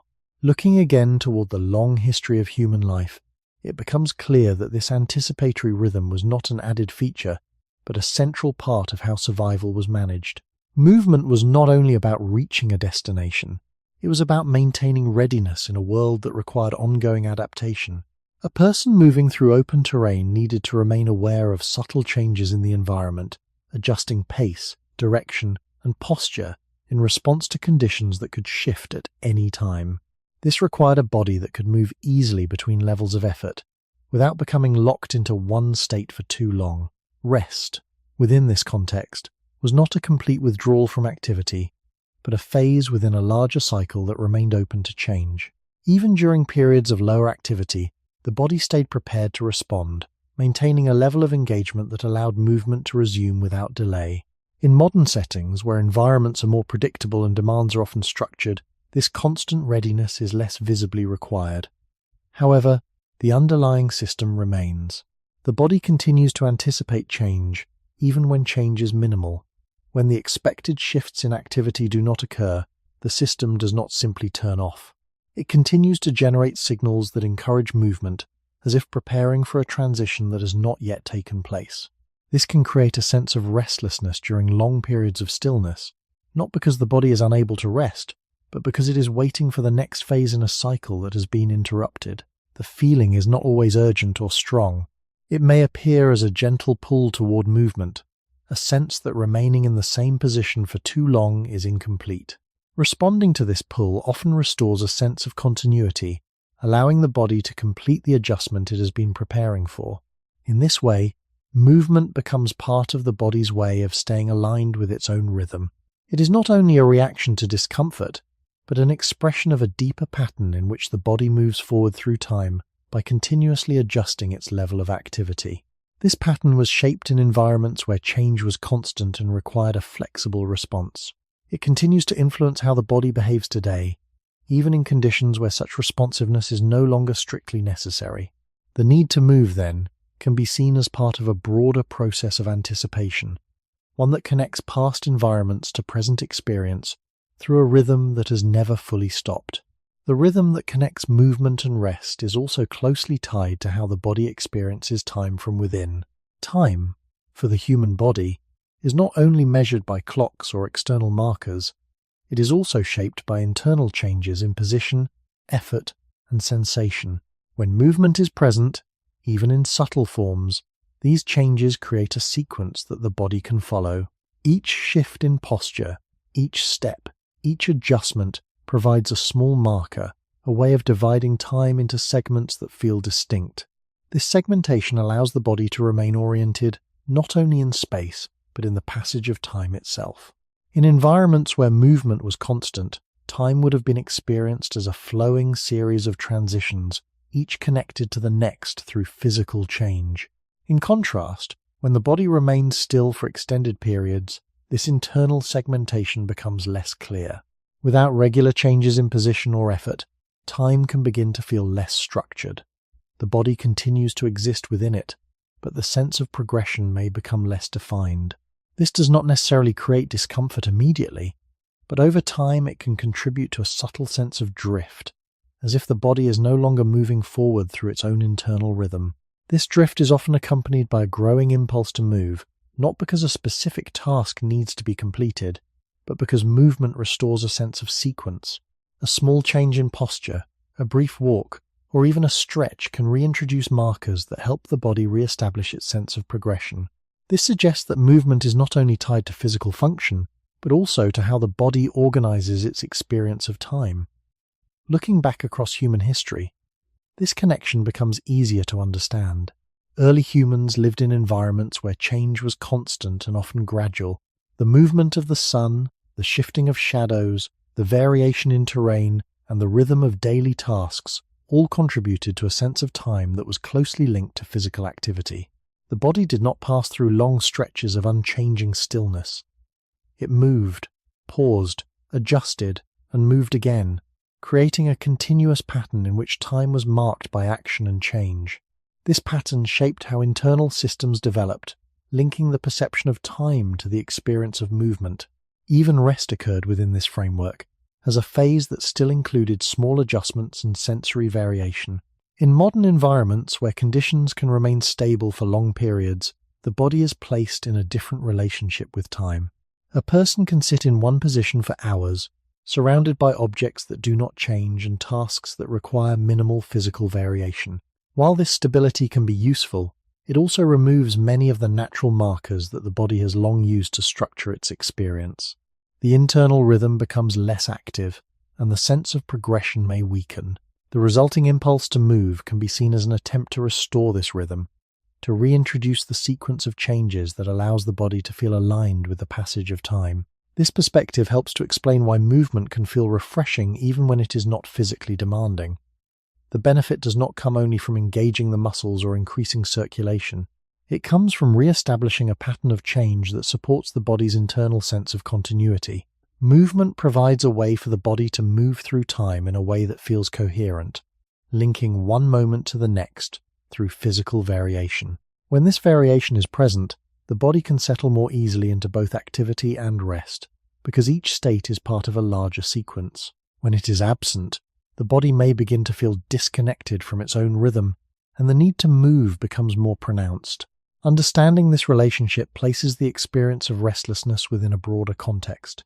It shows that the body's need to move is not only about maintaining physical systems or responding to discomfort, it is also about preserving a sense of temporal structure that has been shaped over a long history of continuous interaction with a changing world.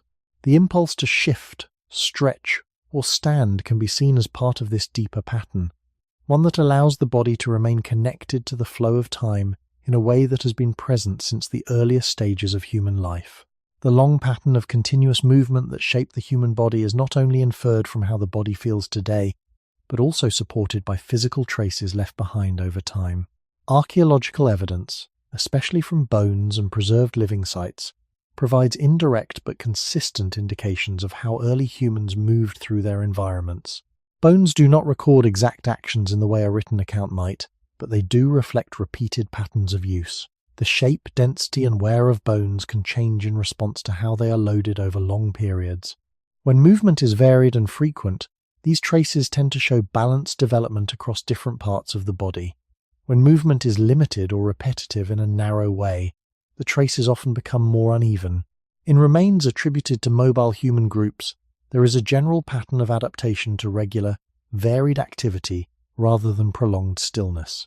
This does not mean that every individual moved in the same way, or that life was uniform across regions, but it does suggest that the body was consistently engaged across a range of motions. The feet, legs, and hips show signs of repeated use in walking and weight-bearing activities. The upper body reflects tasks that involved carrying, lifting, and manipulating objects. These patterns are not isolated to a single site or culture. They appear across different regions and time periods, indicating that movement was a common and necessary part of human life. The environments in which early humans lived also support this view.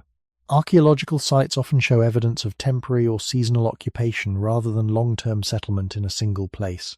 Tools and remains are distributed across landscapes in ways that suggest repeated movement between locations.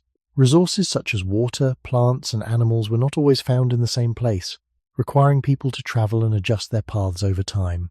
This mobility was not necessarily rapid or extreme, but it was consistent enough to shape how the body functioned.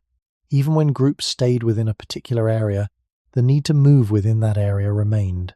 Daily life involved walking, gathering, preparing materials, and interacting with others in ways that required ongoing physical engagement. This level of activity did not leave the body in a fixed state for long. It created a pattern of use that was spread across time and space, allowing different parts of the body to participate in maintaining function. The absence of built environments that support prolonged stillness is also notable.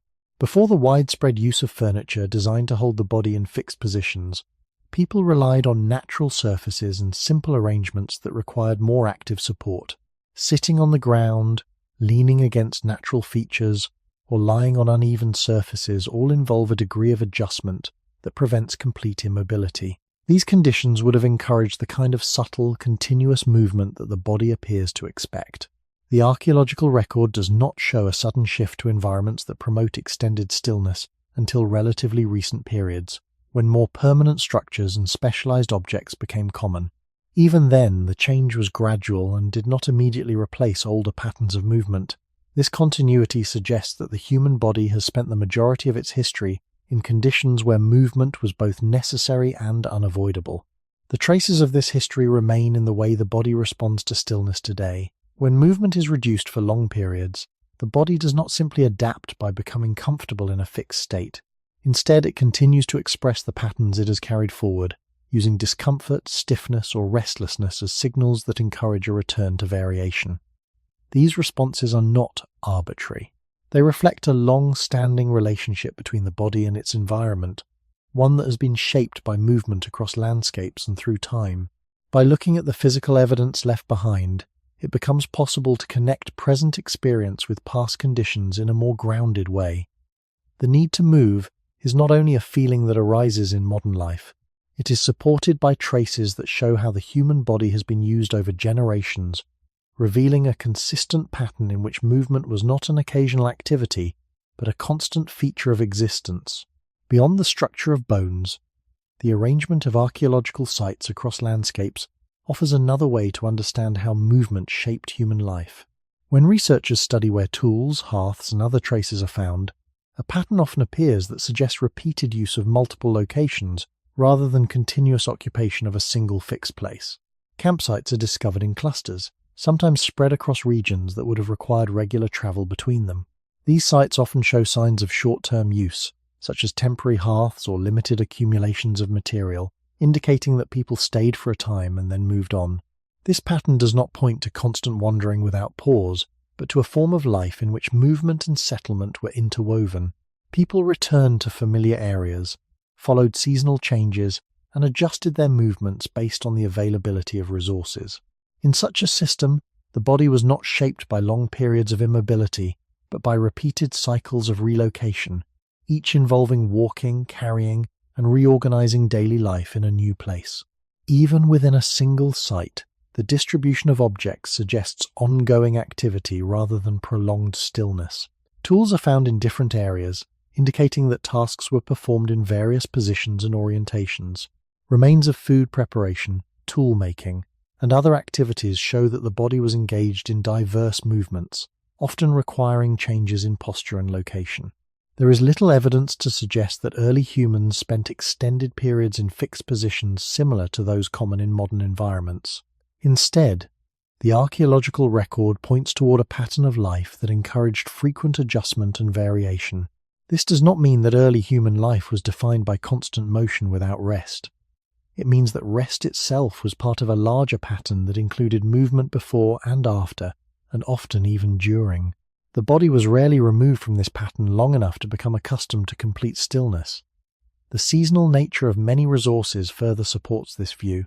In different climates, the availability of plants, animals, and water changes throughout the year. To respond to these changes, human groups often moved between locations that offered different advantages at different times. This movement did not always involve long distances, but it required enough variation to keep the body engaged in repeated transitions. Each transition involved not only travel, but also the physical work of adapting to a new setting. Setting up temporary shelters, locating resources, and reorganizing daily activities all required movement across multiple levels. These patterns are consistent with a body that expects to remain active, even when the pace of activity changes. The absence of permanent structures in many early archaeological contexts also suggests that environments were not designed to support prolonged stillness. Without fixed seating, beds, or enclosed spaces that limit movement, the body remained in closer contact with natural conditions. Surfaces were uneven, temperatures varied, and the need to remain aware of surroundings persisted. These factors created a setting in which small movements were not only common, but necessary for maintaining comfort and readiness. Over long periods, this would have reinforced the body's tendency to avoid remaining in one position for too long. The continuity of these patterns across different regions and time periods indicates that they were not isolated features of a particular culture, but part of a broader human adaptation. While the details of daily life varied, the underlying structure of movement remained similar. The body was engaged in a range of activities that required ongoing adjustment, and this engagement shaped how it functioned. When modern environments introduce conditions that allow for prolonged stillness, they do so against this background of continuous movement. The body does not immediately adopt the new pattern. Instead, it continues to operate according to the older one, using internal signals to encourage movement when variation is reduced. By examining how archaeological sites are arranged and used, it becomes possible to see movement not as an occasional necessity, but as a central feature of human life. The traces left behind do not show a world organized around stillness, but one in which movement and rest were closely connected, forming a pattern that supported both survival and the ongoing function of the body. When the traces of movement are considered together, not only in bones and scattered objects, but in the broader pattern of human presence across landscapes, a consistent picture begins to form. This picture does not describe a life of constant strain or urgency, but it does describe a life in which stillness, as it is often understood today, had a limited place. The repeated use of multiple sites, the signs of temporary occupation, and the absence of long-term fixed arrangements all suggest that the human body was rarely placed in conditions that encouraged prolonged immobility. Instead, it existed within a flow of activity that changed gradually but continuously, allowing rest and movement to remain closely linked. This has important implications for how the body came to interpret its own signals. If, over many generations, the body experienced rest as a phase within ongoing movement, then the systems that regulate comfort, balance, and internal stability would have adapted to that pattern. They would not have learned to associate rest with complete stillness, because such a condition was not common enough to become a defining feature of life. Rather, they would have learned to operate within a range of low-level activity, where small movements and adjustments were part of maintaining ease. This perspective helps to explain why the body often reacts to stillness with subtle forms of resistance. The resistance is not necessarily conscious, and it does not always appear as discomfort in a clear or localized way. It may appear as a general sense of restlessness, a need to shift, or a feeling that the current position cannot be sustained indefinitely. These responses can be understood as expressions of a long-standing pattern in which the body expects variation. The archaeological record does not show direct evidence of feelings or internal states, but it does show the conditions under which those states would have developed. It shows a world in which movement was integrated into daily life at multiple levels, from large-scale travel to small adjustments within a single location.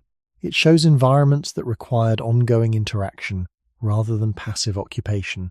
From this, it is possible to infer that the human body became accustomed to functioning within a system that depended on change rather than constancy. Even as human societies began to settle and build more permanent structures, the transition did not immediately remove this pattern.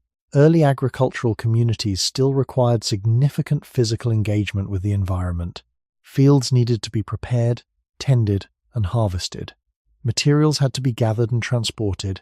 Daily tasks involved standing, bending, lifting, and walking within a defined area.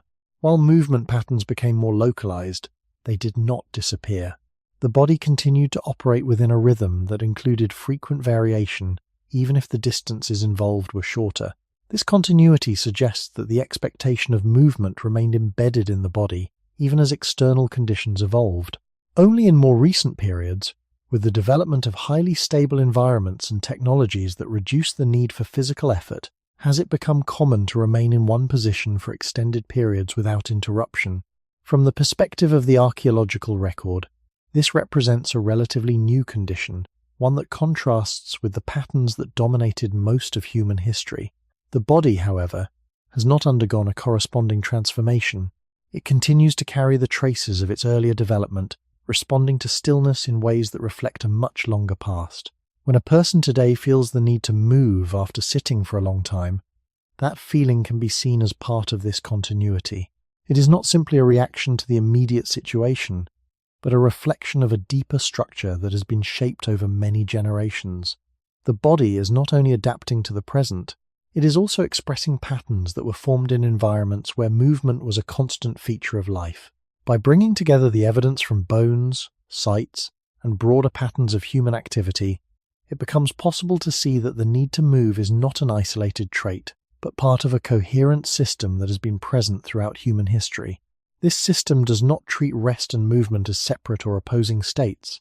It integrates them into a continuous flow, one that the body continues to seek even in conditions that no longer require it. The transition from a fully mobile way of life to more settled forms of living did not happen all at once, and it did not remove movement from human life as completely as it might appear from a modern perspective. Early agricultural communities began to remain in one place for longer periods, building more permanent shelters and organizing their activities around cultivated land. At first glance, this shift might seem to mark the beginning of a more still existence. However, when the details of daily life in these early settlements are considered, a different pattern emerges. The body did not become inactive. Instead, movement changed in scale and form. Rather than traveling across large landscapes, people moved repeatedly within a smaller, defined area. Fields required preparation, planting, and tending. Water had to be carried. Materials such as wood, stone, and plant fibers needed to be gathered and transported. These tasks were not occasional. They were woven into daily routines, requiring standing, bending, lifting, walking, and adjusting posture throughout the day. The rhythm of life remained physically engaged, even if the range of movement became more localized. This suggests that the body's long-established relationship with movement was not broken by early settlement. It was reshaped, but it continued to operate within a pattern of regular activity and variation. The environments of early villages also played a role in maintaining this pattern.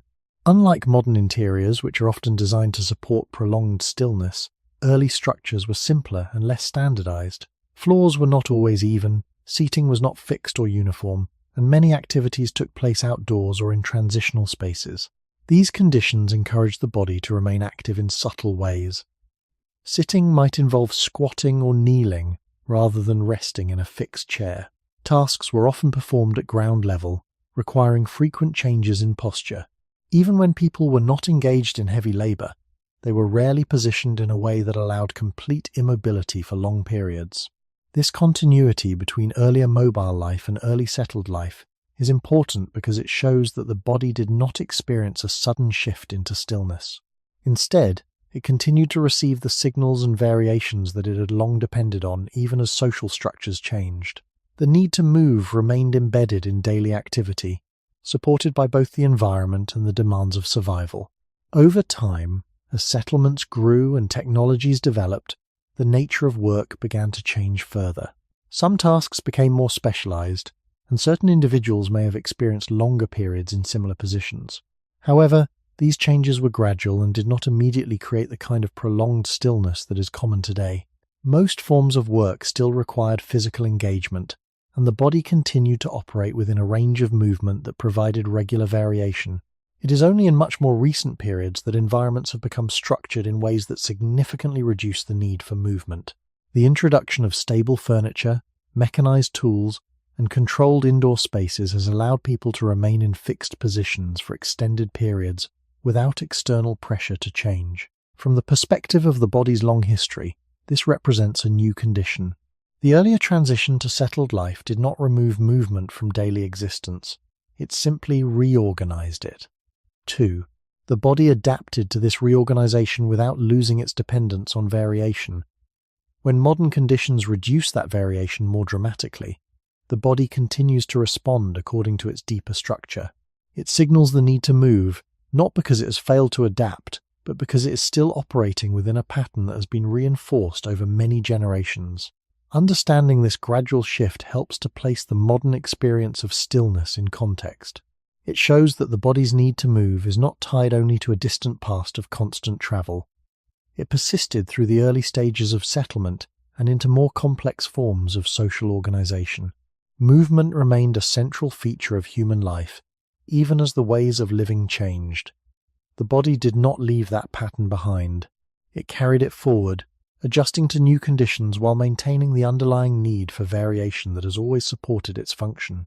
As settled life became more established, the meaning of movement changed in human experience, but its presence did not fade. In mobile societies, movement often connected one resource area to another, linking water, food, shelter, and safety across wider spaces. In early villages and farming communities, those wider circuits narrowed, yet the body still lived inside repeated motion from morning to evening. Fields were near, but they still had to be walked. Stored grain reduced the uncertainty of food, but it increased the labor of grinding, carrying, drying, guarding, and processing. Animals, where they were kept, required feeding, cleaning, and enclosure work. Fire needed fuel, water needed transport, tools needed maintenance, walls needed repair. What changed was not the body's need to move, but the map across which that movement unfolded.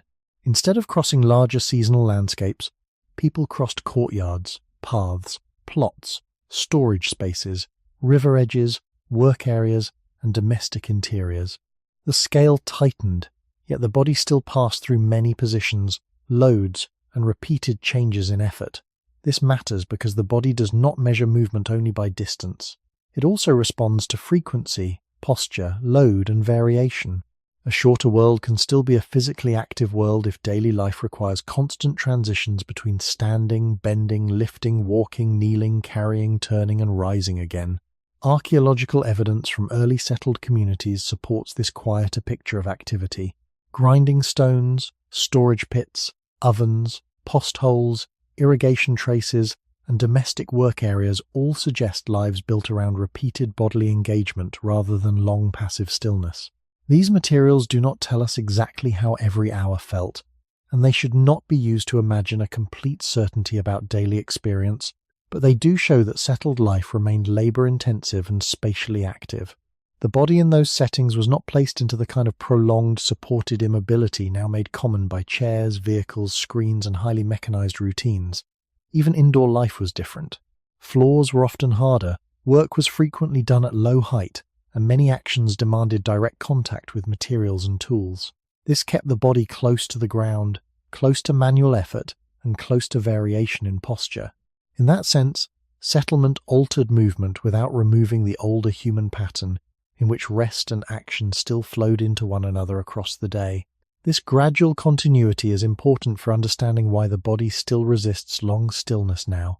If settlement had immediately transformed human life into something largely motionless, there would have been a much longer period for the body to adapt to fixed inactivity. But that did not happen. For a very large stretch of post-foraging history, human communities were settled while still physically engaged. Bodies continued to age, work, sleep, and recover in environments where ordinary life demanded motion. Children moved through shared spaces, adults worked with their hands, and older generations still changed posture, often because the built environment itself did not hold them still. The body, therefore, carried its older mobile inheritance forward into settled life with surprisingly little contradiction. It did not need to choose between movement and civilization, because civilization for most of its history still contained movement at its core. Only much later, as labor became increasingly divided, mechanized, and spatially compressed, did large numbers of people begin spending long hours with very little bodily variation. Seen from this longer timeline, modern stillness is not simply a continuation of settlement. It is a much newer and more extreme development built on top of settlement. That difference helps explain the tension many people feel in their own bodies. The body is not reacting as if all change is bad or all stillness is impossible. It is responding as a body formed first in movement, then carried through settled history without ever fully leaving movement behind. The need to shift, stand, stretch, or walk is therefore not only a memory of distant foragers crossing open land, it is also a continuation of village paths, field labour, courtyard work, water carrying, food preparation, and all the small physical transitions that remained central to human life long after people began staying in one place. Settlement changed the pattern, but it did not erase the structure, and the structure is still with us now. What settled life gradually introduced was not the end of movement, but a new kind of relationship between the body and place. In a mobile world, the body remained connected to wide landscapes through repeated travel. In a settled world, the body became connected to the same places again and again, returning to the same paths, the same work areas, the same sources of water, the same fields, the same thresholds between indoors and outdoors. This repetition changed the rhythm of life, but it did not remove the physical demands that had shaped the human body over much longer stretches of time. In many ways, it may have deepened them. To remain in one place meant not only living there, but maintaining it.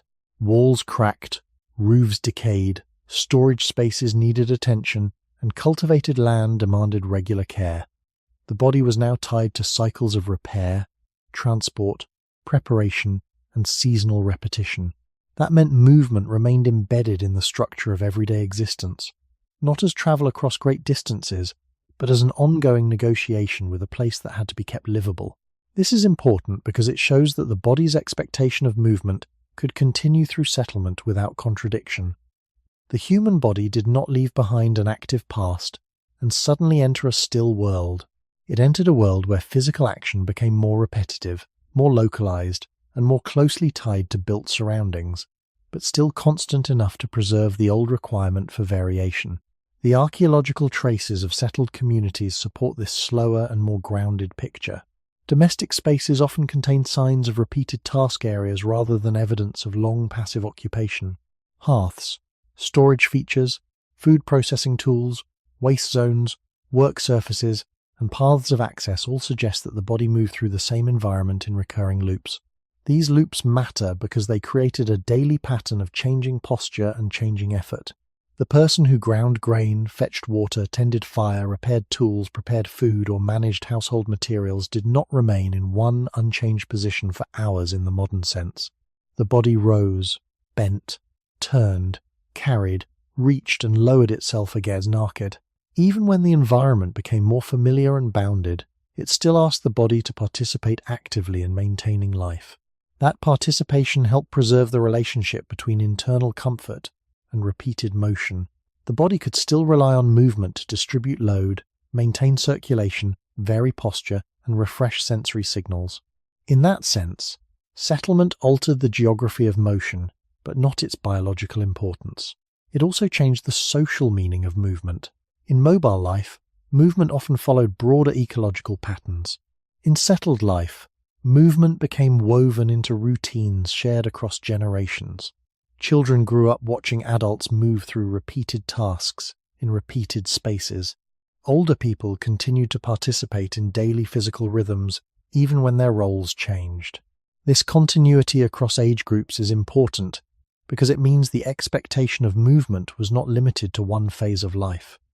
It remained a background condition of human communities. The body developed, matured, and aged inside environments where ordinary living still required frequent physical change. That long continuity makes the contrast with modern life more striking. Today, it is possible to remain indoors, supported by furniture, assisted by machines, and surrounded by systems that reduce the need for posture change or manual effort. The body can now stay in one narrow range of motion far longer than most settled humans in the past ever could. From a historical perspective, this is not simply the natural result of becoming civilized or staying in one place. It is a much later condition built on technologies and environments that separate daily survival from regular bodily involvement. The body, however, still carries the older pattern forward. It still expects movement to be part of how a place is lived in. It still responds to stillness as if something necessary has been reduced. This is why the urge to move does not disappear simply because the environment is safe and stable. The body was shaped not only by distant migrations, but by long centuries of settled repetition that still included carrying, tending, repairing, crossing, lifting, and adjusting. To understand this is to see that the human need for movement survived not in spite of settlement, but through it. The body entered villages, fields, and homes without giving up the older structure that linked comfort, balance, and life itself to regular motion, and that structure remains present even now, quietly asking for movement inside worlds that no longer require it. Only in a very recent part of human history has it become normal for the body to spend long portions of the day almost completely supported by objects built to reduce movement. A chair holds the spine and legs in a narrow range. A vehicle carries the body without requiring walking. A desk allows work to happen with only the hands and eyes moving repeatedly, while the rest of the body remains comparatively quiet. Climate-controlled rooms reduce the need to adjust to cold, heat, wind, or uneven ground. Electric light extends waking hours beyond natural darkness, while modern schedules often separate mental effort from physical effort more sharply than in earlier times. None of these changes are harmful simply because they are modern. They have made many forms of life safer, more predictable, and less physically exhausting in obvious ways. But they have also created a condition that is historically unusual: a body kept awake, alert, and productive, while much of its larger structure remains still for long stretches of time. For most of human existence, waking life rarely looked like this. Whether people lived by foraging, farming, herding, craft labor, or domestic work, the ordinary day still involved repeated transitions through space, posture, and effort. Modern stillness is different not only because it reduces movement, but because it combines reduced movement with long periods of sustained attention. The mind remains engaged while the body is held back. This creates a subtle internal split. The brain continues working, deciding, reading, watching, planning, and reacting, while the muscles, joints, circulation, and balance systems receive far less variation than they would have during most earlier forms of life. That split helps explain why prolonged stillness can feel strangely tiring even when it involves little physical labor. The body is not exhausted from effort. It is strained by being kept too narrow while still being asked to remain active in other ways. This condition becomes even more unusual when viewed through the environments that shaped human expectations.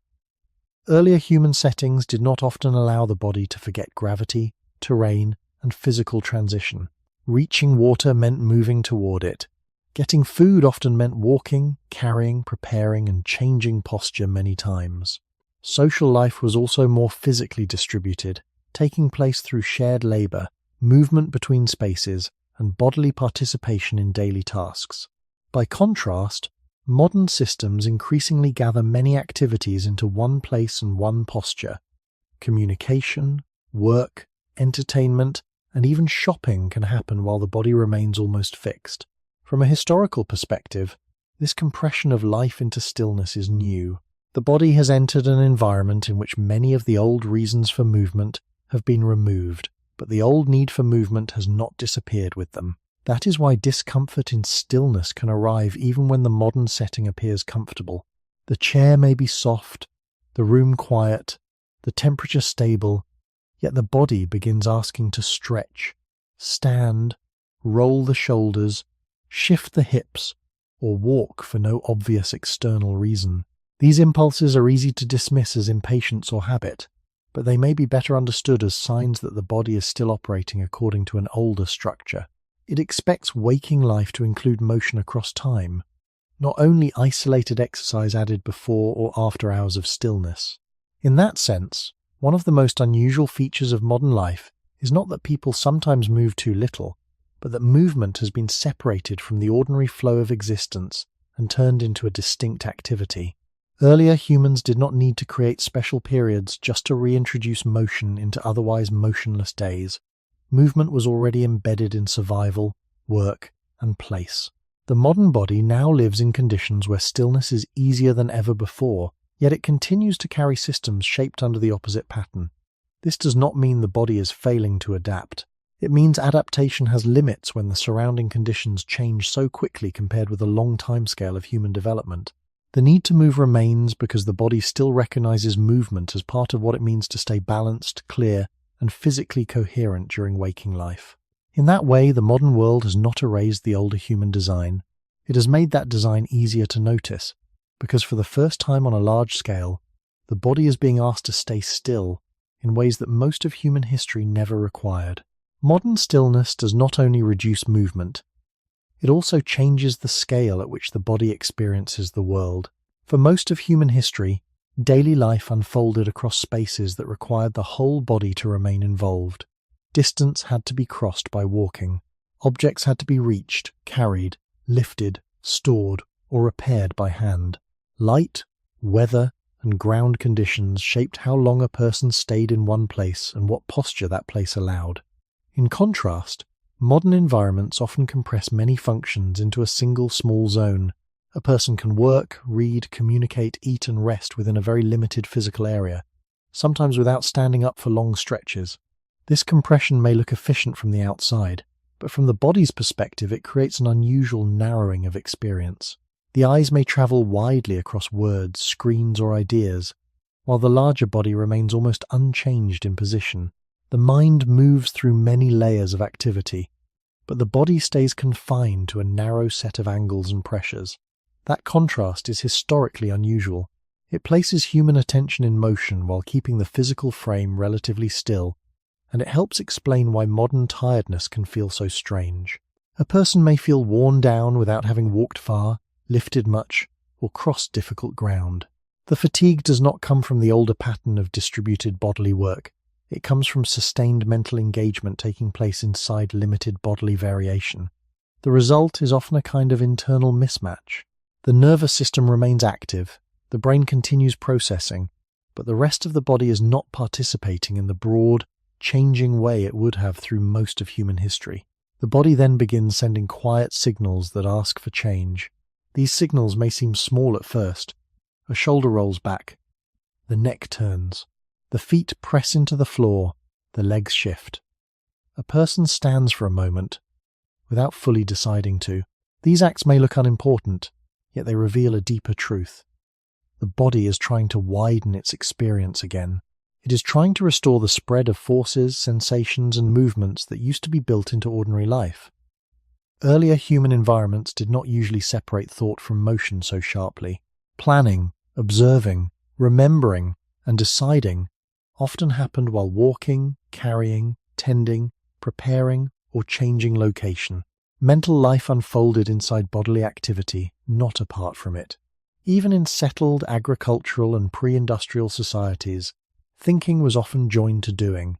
A person did not need to finish all movement first and then begin attention, or finish attention first and then schedule movement later. The two remained more closely braided together. Modern life often pulls them apart. It allows the mind to remain continuously engaged while the body is held in relative stillness, sometimes for hours at a time. That separation may be one reason why movement can feel relieving even when there is no strong pain. The relief is not only muscular, it is structural.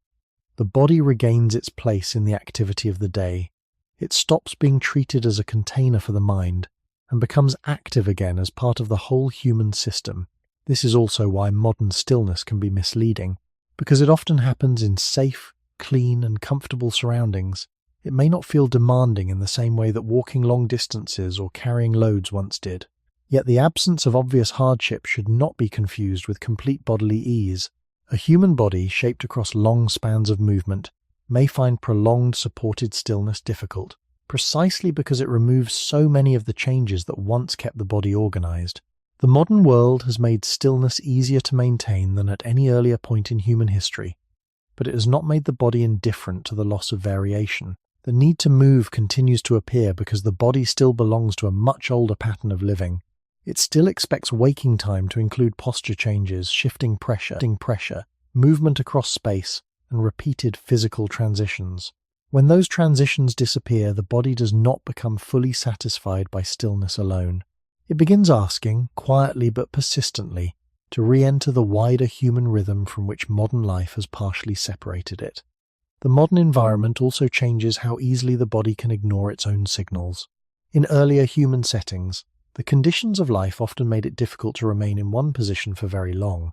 The ground might become uncomfortable, the need to gather or prepare food would arise, the temperature would shift, or social interaction would require movement.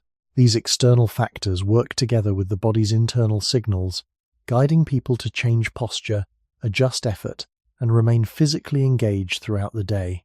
In contrast, modern environments reduce many of these external pressures. Surfaces are designed to remain comfortable for long periods. Tasks can be completed without leaving a fixed position, and many forms of work or leisure can continue uninterrupted without requiring the body to move. This creates a situation in which the body's internal signals are no longer reinforced by the environment.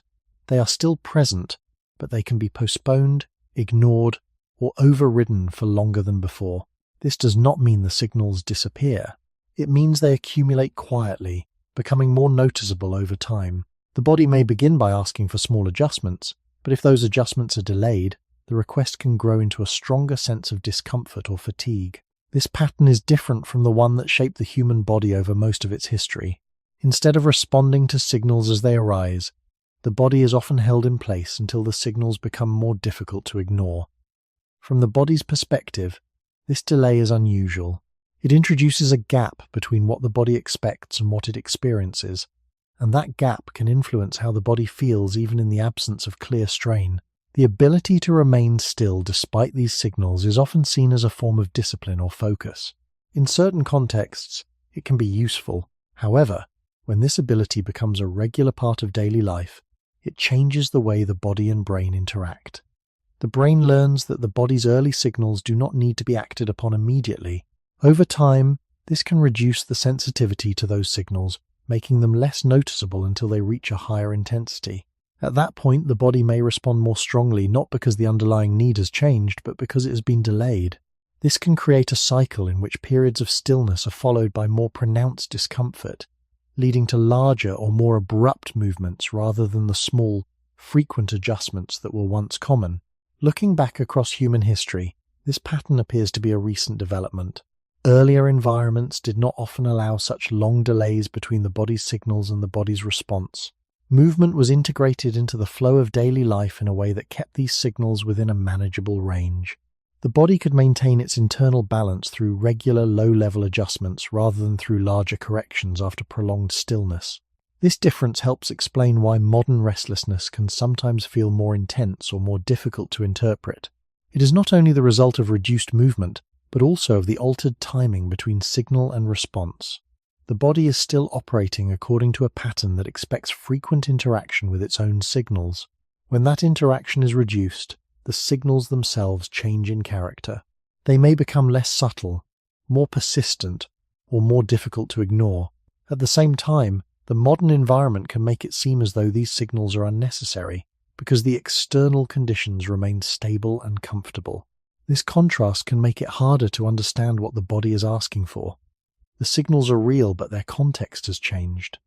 They no longer align with external demands in the way they once did. Understanding this shift helps to place the experience of needing to move within a broader framework. It shows that the body's signals are not simply reactions to discomfort in the present moment. They are part of a longer pattern that has been shaped by environments in which movement was both expected and supported.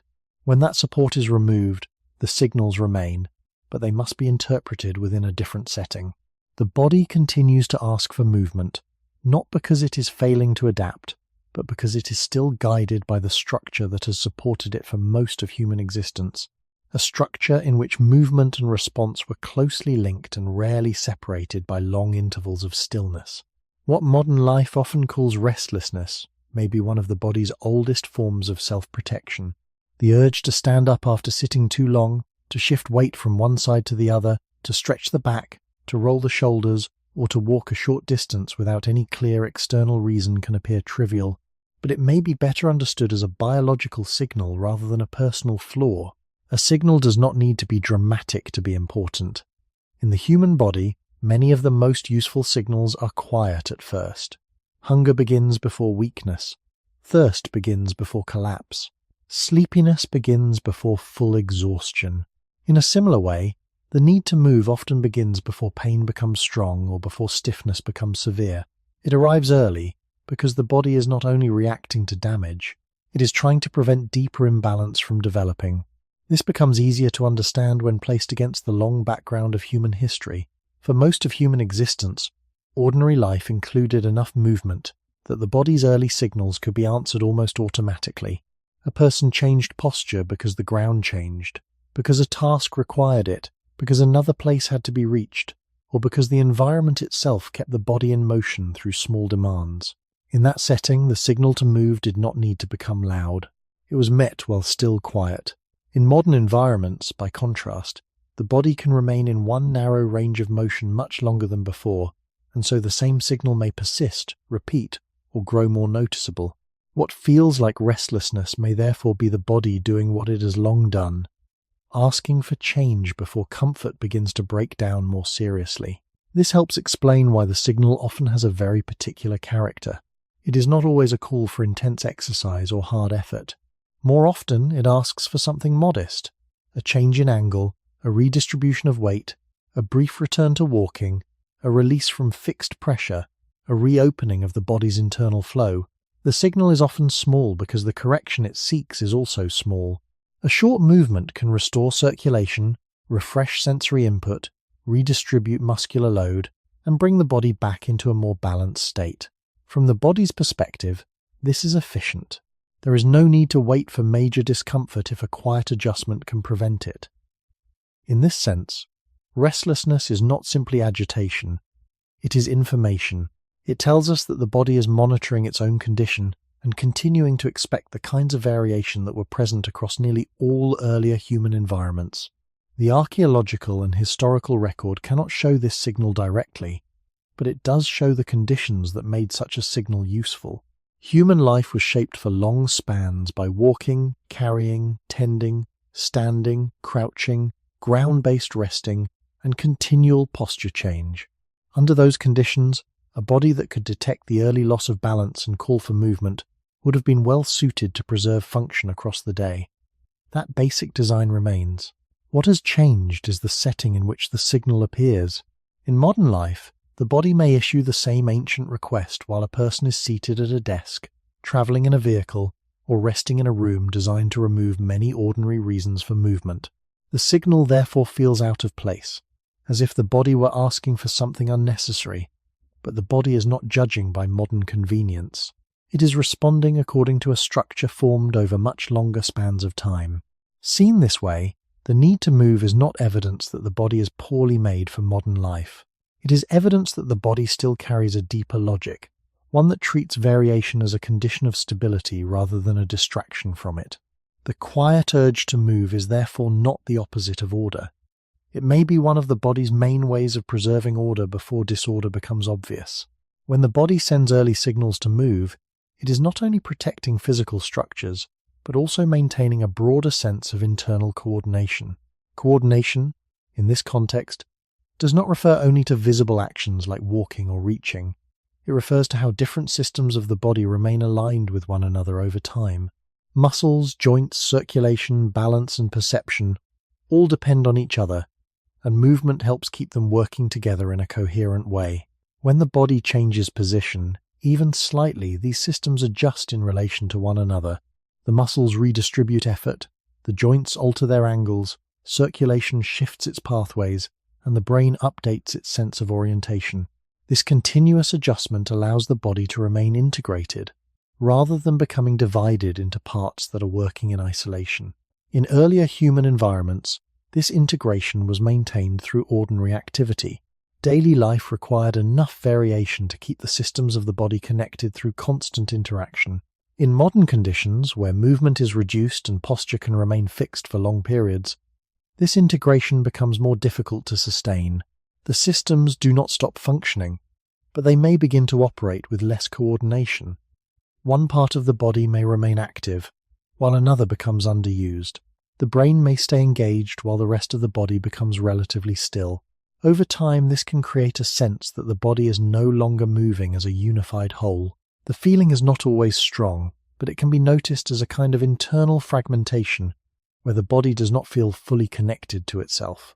The signals that encourage movement can be understood as attempts to restore this connection. They prompt changes that bring different systems back into relation with one another. A simple shift in posture can redistribute muscular activity. A stretch can re-engage joints that have remained in one position. Standing or walking can reconnect the lower body with the upper body through coordinated movement. These actions do not need to be large to have an effect. They work by reintroducing variation, which allows the body to reorganize itself into a more integrated state. This process reflects a pattern that has been present throughout human history.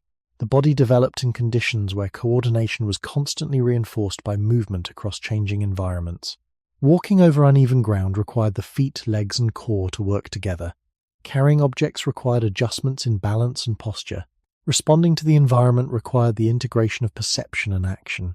These patterns created a body that expects to function as a whole rather than as separate parts. When movement is reduced, the body does not lose this expectation.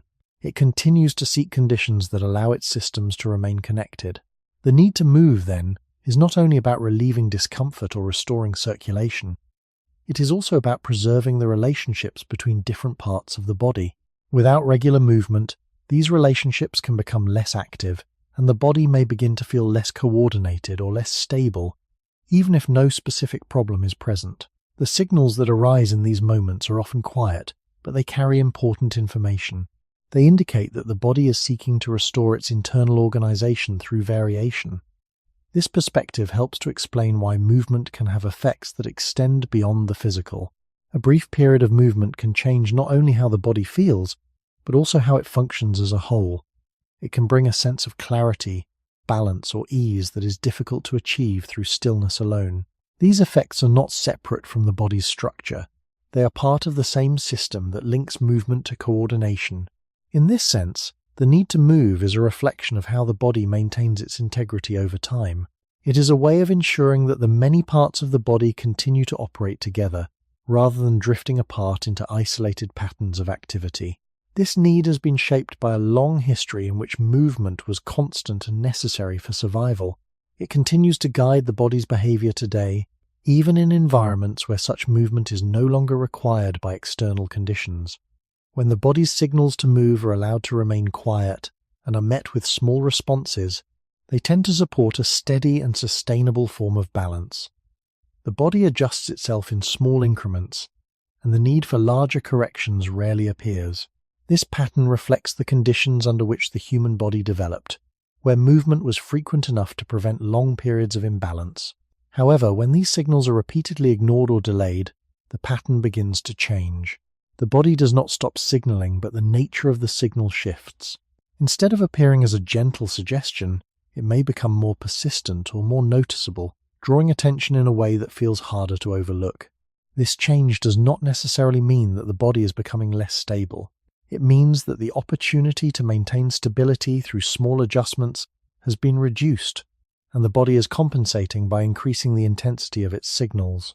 In this sense, what feels like growing discomfort is often the result of delayed response rather than sudden change. The body is still operating within the same system, but the timing of interaction has shifted. This pattern can be observed in many everyday situations. A person may sit for a long time while focusing on a task, ignoring the early signs of stiffness or the urge to change position. Over time, the body may begin to feel more uncomfortable, leading to a stronger need to move. When movement finally occurs, it may be more pronounced, such as a deep stretch or a longer walk. While this response can restore balance, it differs from the earlier pattern, in which small movements would have maintained balance continuously. The difference is not in the body's design, but in how the signals are received and acted upon. From the perspective of human history, this shift in timing is relatively new. Earlier environments did not often allow for long delays between the body's signals and the body's actions. Movement was integrated into the flow of daily life in a way that kept the system operating within a narrower range. The body did not need to escalate its signals because it was rarely held in a fixed state for long enough to require it. The modern ability to remain still for extended periods introduces a gap that the body must manage. It continues to send signals based on its long-established patterns, but those signals may not be answered immediately. As a result, the body adapts by altering the way it communicates, making its needs more apparent over time. This does not indicate a failure of the body. It reflects its capacity to adjust within changing conditions while maintaining its underlying structure. The signals remain purposeful, even when they become more noticeable. They are part of a system that aims to preserve balance through variation, regardless of the environment in which it operates. Understanding this process helps to reframe the experience of discomfort that follows prolonged stillness. Rather than viewing it as a sudden problem, it can be seen as the outcome of a gradual process in which small signals have been extended over time. The body is not reacting to a single moment, but to a pattern that has unfolded across many moments. When movement is reintroduced, even in a simple form, the body begins to return to its preferred mode of operation. The signals become quieter again, and the sense of balance is restored through variation. This cycle reflects a deeper principle that has guided the human body throughout its history. Stability is not maintained by remaining unchanged, but by responding to change as it arises. Movement is one of the primary ways in which the body accomplishes this. When movement is present, even at a low level, the body can maintain its internal balance without needing to escalate its signals. When movement is reduced, the body continues to seek that balance, adjusting its communication to ensure that its needs are eventually met. The need to move, then, is not only a reflection of current conditions, it is part of a continuous process that links the body's past and present, preserving a pattern of responsiveness that has long supported its function. Even as environments change and human life becomes more stable and predictable, the underlying design of the body does not adjust at the same pace. The systems that govern movement, balance, and internal regulation were formed over very long periods, shaped by conditions that required constant variation. These systems do not simply disappear or become inactive when the environment changes. Instead, they continue to operate according to patterns that were established much earlier. This creates a situation in which the body carries forward expectations that no longer match the demands of the present environment. The modern world allows for prolonged stillness, but the body continues to expect movement as part of its normal functioning. This mismatch is not a flaw in the body, but a reflection of the difference in timescales between biological development and cultural change. Human environments can shift within generations, but the body's structure is shaped over much longer spans of time. As a result, the body often responds to modern conditions with patterns that reflect its deeper history. The persistence of the need to move can be understood within this context. It is not simply a habit that can be unlearned, but a feature of the body's design that continues to serve a purpose. Movement supports circulation, coordination, perception, and the distribution of effort across the body. These functions remain necessary regardless of how the external environment changes. When the environment reduces the need for movement, the body does not eliminate these functions. It continues to maintain them through internal signals that encourage activity. These signals may appear unnecessary in a setting where survival does not depend on physical movement in the same way as before, but they reflect processes that remain active within the body. The inability to fully suppress the need to move is therefore not a limitation, but a form of continuity. It shows that the body retains its original structure even as the context in which it operates changes. Looking at human history, this kind of continuity is not unusual. Many aspects of the body reflect conditions that are no longer present in the same form. The way the body responds to temperature, the way it processes food, and the way it manages energy all carry traces of earlier environments. The need to move fits within this broader pattern. It is one of many ways in which the body maintains a connection to its past while functioning in the present. This connection does not prevent adaptation, but it shapes the way adaptation occurs. Rather than replacing older patterns entirely, the body often layers new responses on top of existing ones. In the case of movement, this means that even when the environment allows for stillness, the body continues to generate signals that encourage variation. These signals may be adjusted by habit, attention, or external constraints, but they do not disappear. This helps explain why it is difficult to remain completely still for long periods, even with practice. The body can learn to tolerate stillness, but tolerance is not the same as preference. The underlying systems continue to function in ways that favor movement, and they express this through ongoing signals. From a broader perspective, this persistence highlights the importance of understanding the body within its historical context. The need to move is not an isolated trait that can be explained solely by current conditions. It is part of a larger system that has developed over time, influenced by environments that required continuous physical engagement. When this system is placed in a new context, it does not simply reset. It continues to operate, shaping experience in ways that reflect both past and present. The modern experience of restlessness can therefore be seen as a meeting point between these two layers. It is where the body's long history interacts with its current environment, producing signals that may not always align with immediate needs but remain consistent with deeper patterns. Understanding this interaction does not remove the experience of restlessness. but it provides a way to interpret it that is grounded in the body's design. It shows that the need to move is not something that must be eliminated in order to function in modern life. It is something that can be recognized as part of the body's ongoing effort to maintain the conditions it has always depended on. The persistence of the need to move also reveals something about the limits of adaptation itself. Adaptation does not mean that the body can be reshaped quickly to fit any new condition. It means that the body can adjust within a range that still respects its underlying structure. When conditions change gradually over long periods, the body can shift its patterns in ways that remain consistent with its design. When conditions change rapidly, as they have in recent human history, the body may adapt in certain ways, but it does not abandon the foundations that have supported it for so long. This is why the body can function in environments that allow prolonged stillness, yet still continue to generate signals that encourage movement. It is adapting, but it is also maintaining continuity with its past. This balance between change and continuity is not always visible, but it becomes noticeable in the experience of restlessness.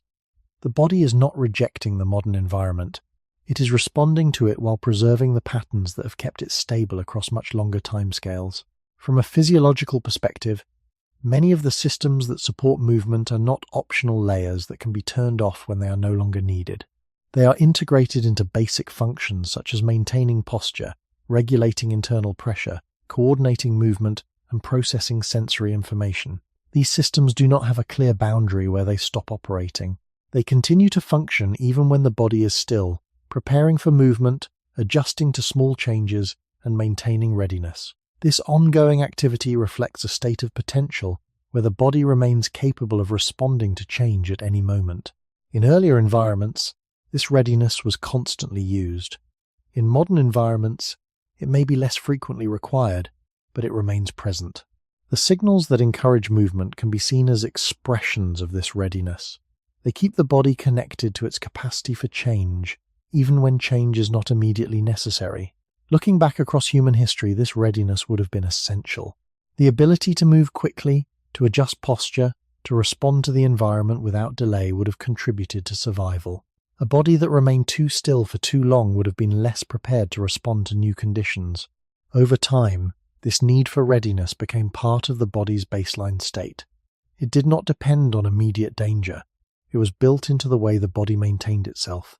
In modern life, where many immediate threats have been reduced, this readiness may seem unnecessary. However, the body does not distinguish sharply between past and present in this regard. It continues to operate according to patterns that have been reinforced over long periods. The result is a body that remains prepared for movement, even in environments that do not require it. This preparation is not always conscious. It appears as a background condition, a sense that the body is not fully settled into stillness. This can be experienced as a mild tension or a quiet urge to change position. These sensations are not signs that the body is failing to adapt. They are signs that the body is maintaining its capacity to adapt, even when that capacity is not being used. This distinction is important because it shifts the way the need to move is understood. It is not only a response to discomfort or imbalance, it is also a reflection of the body's ongoing readiness to engage with the environment. This readiness has been shaped by a long history in which movement was a constant part of life. It continues to influence the body's behavior today, even as the environment changes. The difficulty of remaining completely still can therefore be seen as a natural outcome of this persistence. The body can enter states of stillness, but it does so while maintaining a background level of activity that keeps it prepared for change. When stillness is prolonged, the signals that support this readiness may become more noticeable, encouraging movement as a way to maintain the body's connection to its own capacity. This perspective highlights the fact that the need to move is not something that can be entirely removed without altering the fundamental nature of the body. It is part of a system that has been built to remain responsive, even in conditions where responsiveness is not immediately required. The persistence of this readiness also shapes how the body experiences attempts to remain completely still. Stillness, in the modern sense, often implies the removal of visible movement, yet the body does not become inactive in the same way. Beneath the surface, small adjustments continue, muscles maintain tone to support posture, the balance system remains engaged, and the brain continues to monitor the position of the body in space. These processes do not stop when the body appears still. They form a quiet background of activity that keeps the body prepared to respond. When a person tries to remain perfectly motionless, these underlying processes can become more noticeable. The absence of visible movement makes the smaller internal adjustments easier to feel. What might otherwise pass without attention becomes more apparent, sometimes creating the impression that the body is unable to settle. In reality, the body is continuing to do what it has always done, maintaining a state of readiness that does not fully disappear. This helps explain why complete stillness can feel more effortful than gentle movement. Holding the body in a fixed position requires maintaining the same pattern of muscular engagement over time. Without variation, certain muscles remain active while others remain relatively unused. The balance system receives fewer changes to process, and the flow of sensory information becomes more uniform. The body can sustain this condition, but it does so with a kind of quiet effort that differs from the more distributed effort of varied movement. In earlier human environments, this kind of sustained uniformity would have been less common. Even when a person was resting or observing, small changes in posture and environment would have introduced variation. The body did not need to hold a single configuration for long enough to make the underlying effort noticeable. This difference becomes clearer when considering how the body returns to movement after a period of stillness. The first movements often feel relieving, not because they introduce something entirely new, but because they release the body from a narrow pattern of engagement. Muscles that have been held in one state are allowed to change. Joints move through a wider range. The balance system receives new input. The brain updates its sense of orientation. These changes restore a distribution of activity across the body, reducing the sense of effort that can build during prolonged stillness. The relief is often immediate, even if the movement itself is small. This suggests that the body does not treat stillness as a neutral baseline. It treats it as one condition among many, one that can be sustained for a time, but not indefinitely without adjustment. From the perspective of human history, this makes sense. The body developed in conditions where readiness and variation were constant. Stillness existed, but it was rarely isolated from change. The systems that support posture, balance, and coordination were shaped within this context, learning to operate in a state that remained open to movement. When modern environments allow stillness to extend far beyond what was once typical, the body continues to maintain its readiness within that stillness. The resulting experience is not one of complete calm, but of quiet activity beneath the surface. The signals that encourage movement can be understood as part of this activity. They do not indicate that stillness is impossible, but that it has limits within the body's design. Beyond those limits, the body begins to reintroduce variation through small impulses that restore balance. These impulses are not separate from rest. They are part of how rest is maintained over time.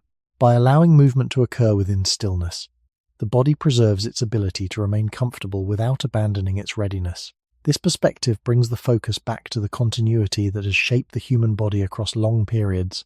The need to move does not end when movement stops. It remains present as a background condition, influencing how the body experiences stillness itself. The inability to become completely motionless is not a failure of control. It is a reflection of a system that has been designed to remain responsive, carrying forward a pattern in which readiness and variation have always been part of what it means to be at rest. When rest is seen through the longer arc of human history, it begins to take on a different meaning from the one often assumed in modern life.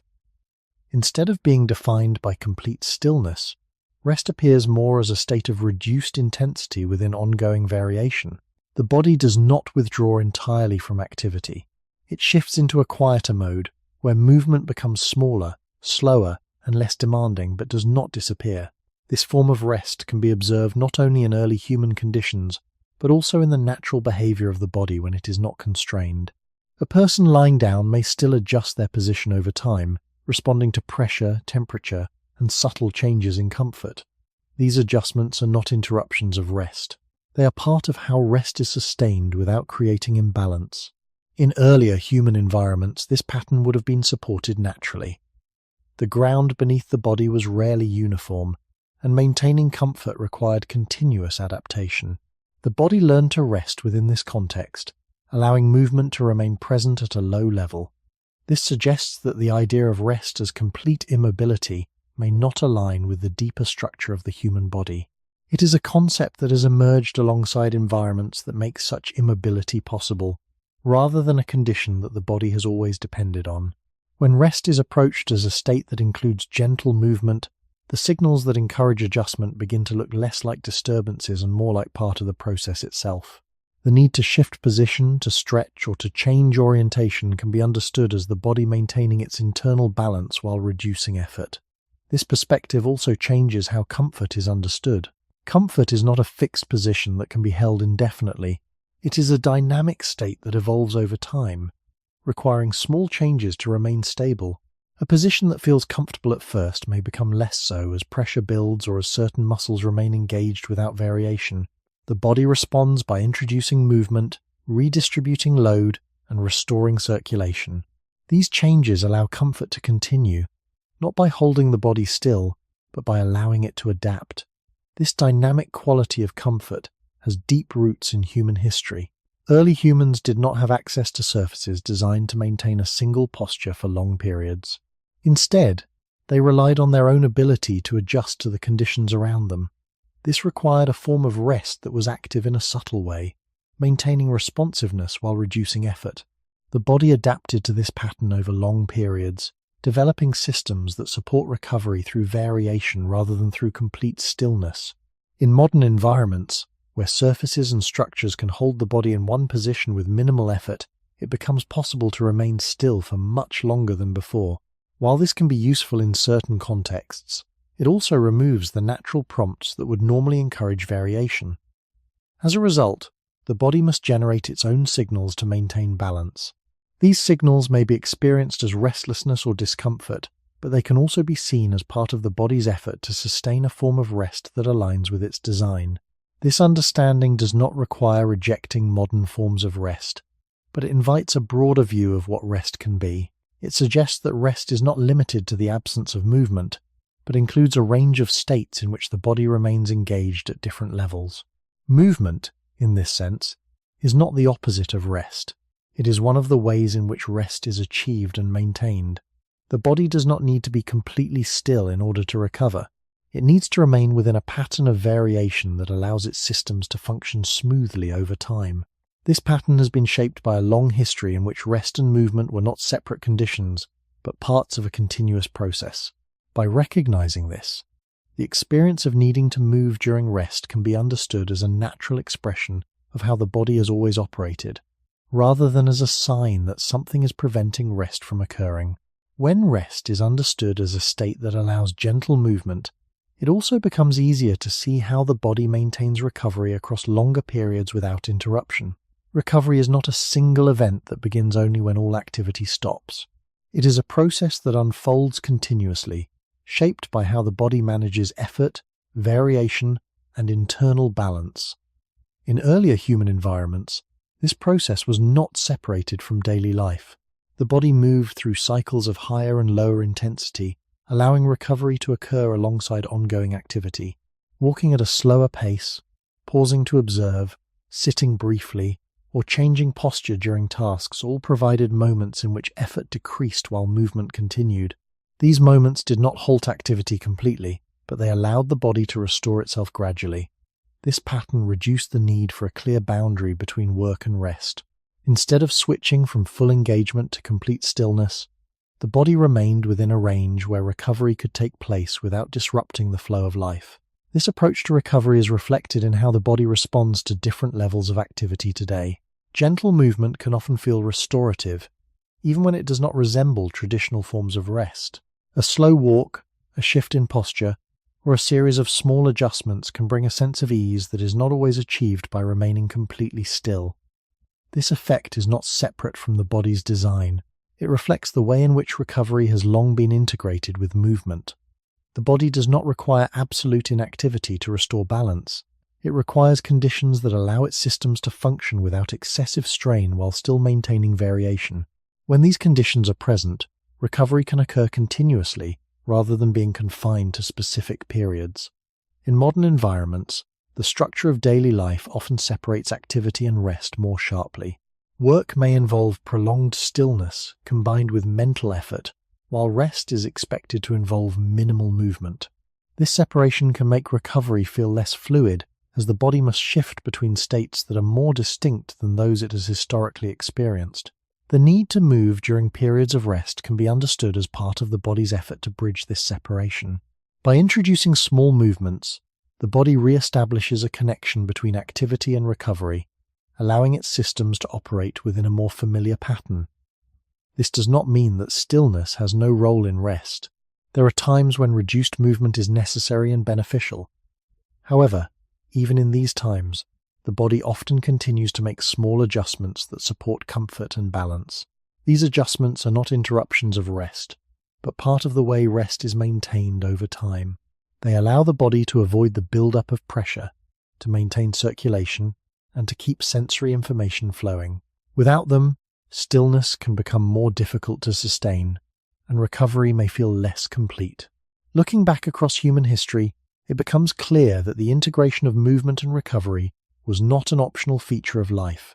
It was a necessity shaped by environments that required constant engagement. The body developed systems that support this integration, allowing it to remain functional and balanced across varying conditions. These systems continue to operate today, even when the environment changes. The signals that encourage movement during rest can be seen as part of this ongoing process. They guide the body toward a form of recovery that includes variation rather than excluding it. This perspective suggests that rest is not a fixed state to be achieved, but a dynamic process to be maintained. Movement plays a role in this process, not as a disruption, but as a means of sustaining it. The body does not need to choose between rest and movement. It uses movement to support rest, allowing recovery to occur in a way that aligns with its long-established patterns. Understanding this relationship helps to place the experience of needing to move within a broader context. It shows that the body's signals are not obstacles to rest, but part of the system that makes rest possible over time. When all of these layers are brought together, the question of why the body continues to need movement begins to shift from something that seems inconvenient into something that reveals a deeper continuity. The human body was not built around a single condition called rest, separate from activity. It was shaped within a long sequence of changing states, where effort rose and fell, where posture shifted, where the environment required constant small adjustments, and where recovery was woven into that ongoing flow. The modern idea that the body should become completely still in order to rest does not fully match this history. It reflects a set of conditions that have only recently become possible, rather than the conditions under which the body developed. When a person today feels the need to move while sitting quietly or lying down, that need does not have to be interpreted as a problem to solve. It can be understood as part of the body's way of maintaining the pattern that has supported it across time. Movement, even in its smallest form, allows the body to remain connected to its own structure. It keeps circulation from becoming too uniform, keeps muscles from remaining in one state for too long, keeps sensory input varied, and keeps the brain linked to the body through ongoing signals. These functions are not separate from rest. They are part of how rest is preserved without turning into stagnation. This understanding also changes how stillness itself is experienced. Stillness no longer needs to be defined as the absence of all movement. It can be seen as a quieter phase within a broader pattern, where movement is reduced but not eliminated. In this quieter phase, the body continues to make small adjustments that support comfort and balance. These adjustments may be so subtle that they are barely noticed, yet they play a role in maintaining the conditions that allow the body to remain at ease. When these adjustments are allowed, stillness can feel more sustainable. When they are resisted, stillness can become more difficult to maintain, and the need to move may become more pronounced. Looking back to the earliest stages of human life, this pattern appears again and again. The body did not separate itself from the environment in order to rest. It remained part of a changing world, adapting continuously while reducing effort when possible. This allowed recovery to occur without disconnecting from the processes that supported life. Over time, this approach became embedded in the body's systems, shaping how it responds to both movement and rest. The modern environment offers new possibilities, including the ability to remain still for long periods. These possibilities can be useful, but they do not replace the older structure. The body continues to operate within the patterns it has inherited, seeking variation even in conditions that no longer require it. The quiet signals that encourage movement are part of this inheritance. They are not errors or distractions. They are expressions of a system that has learned to maintain itself through change rather than through complete stillness. In this light, the need to move is not something to overcome, but something to understand. It reflects a continuity that connects the present moment to a long history of human life. The body is not only responding to what is happening now, it is carrying forward a way of functioning that has been shaped over many generations. When movement is allowed to remain part of rest, even in small and gentle ways, the body can return to a pattern that feels more familiar to it. This does not answer the question in a final or complete way, but it reframes it. The need to move is not simply about discomfort or habit.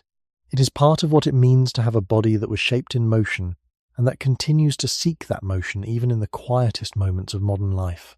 By the time this long human history reaches the present, the question is no longer only why the body asks to move, but what kind of truth is hidden inside that asking. For much of modern life, the body is treated as if it should become quiet on command, as if comfort means reducing motion until almost nothing changes. Yet everything we have followed through the deeper past suggests a different picture. The human body was shaped in a world where life was rarely supported by complete stillness. It learned to remain balanced through shifting pressure, changing posture, repeated steps, small adjustments, and the gentle alternation between greater effort and lesser effort. This pattern did not vanish when humans began to settle, build, cultivate, store, and organize themselves into more stable communities. It continued because ordinary life still required the body to participate.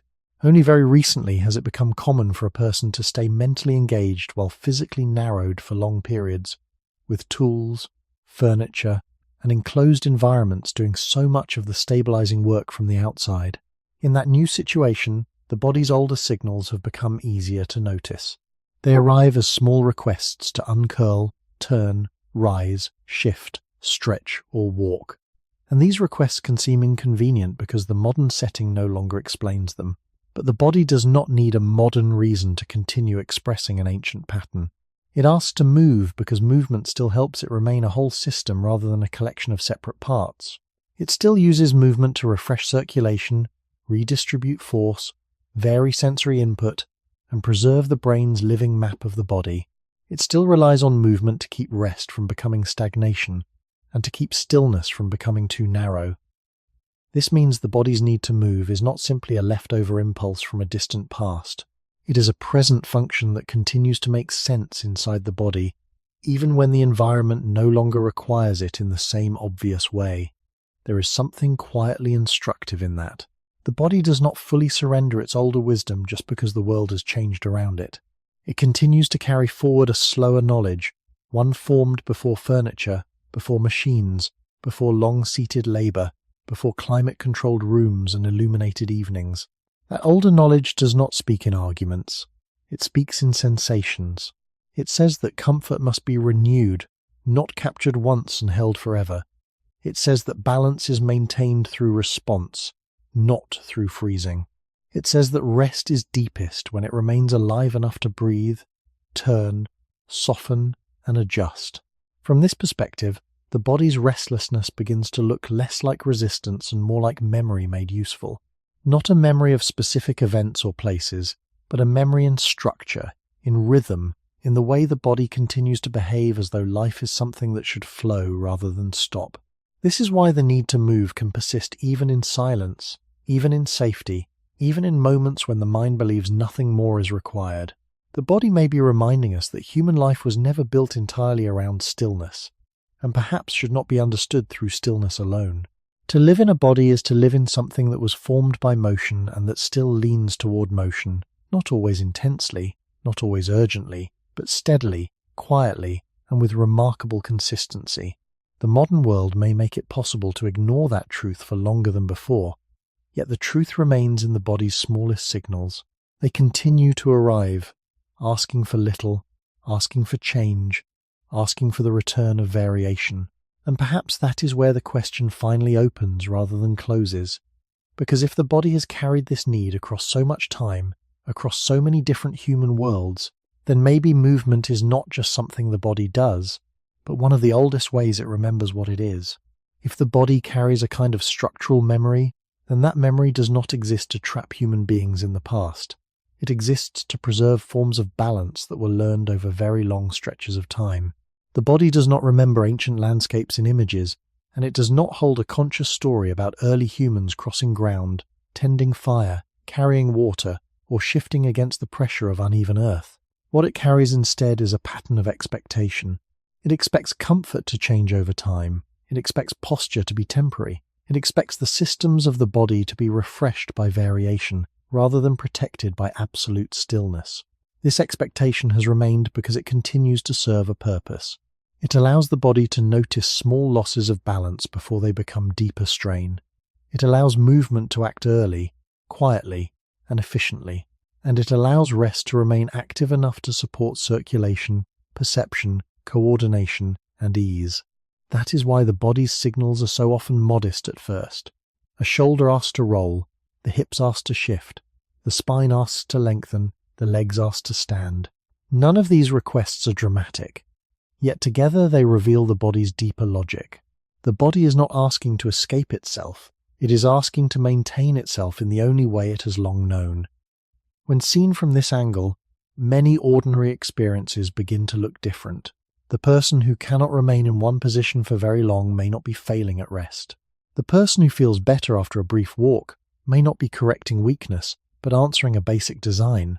The person who notices that complete stillness quickly turns heavy, dull, or uncomfortable may simply be meeting the old human body inside a new human world.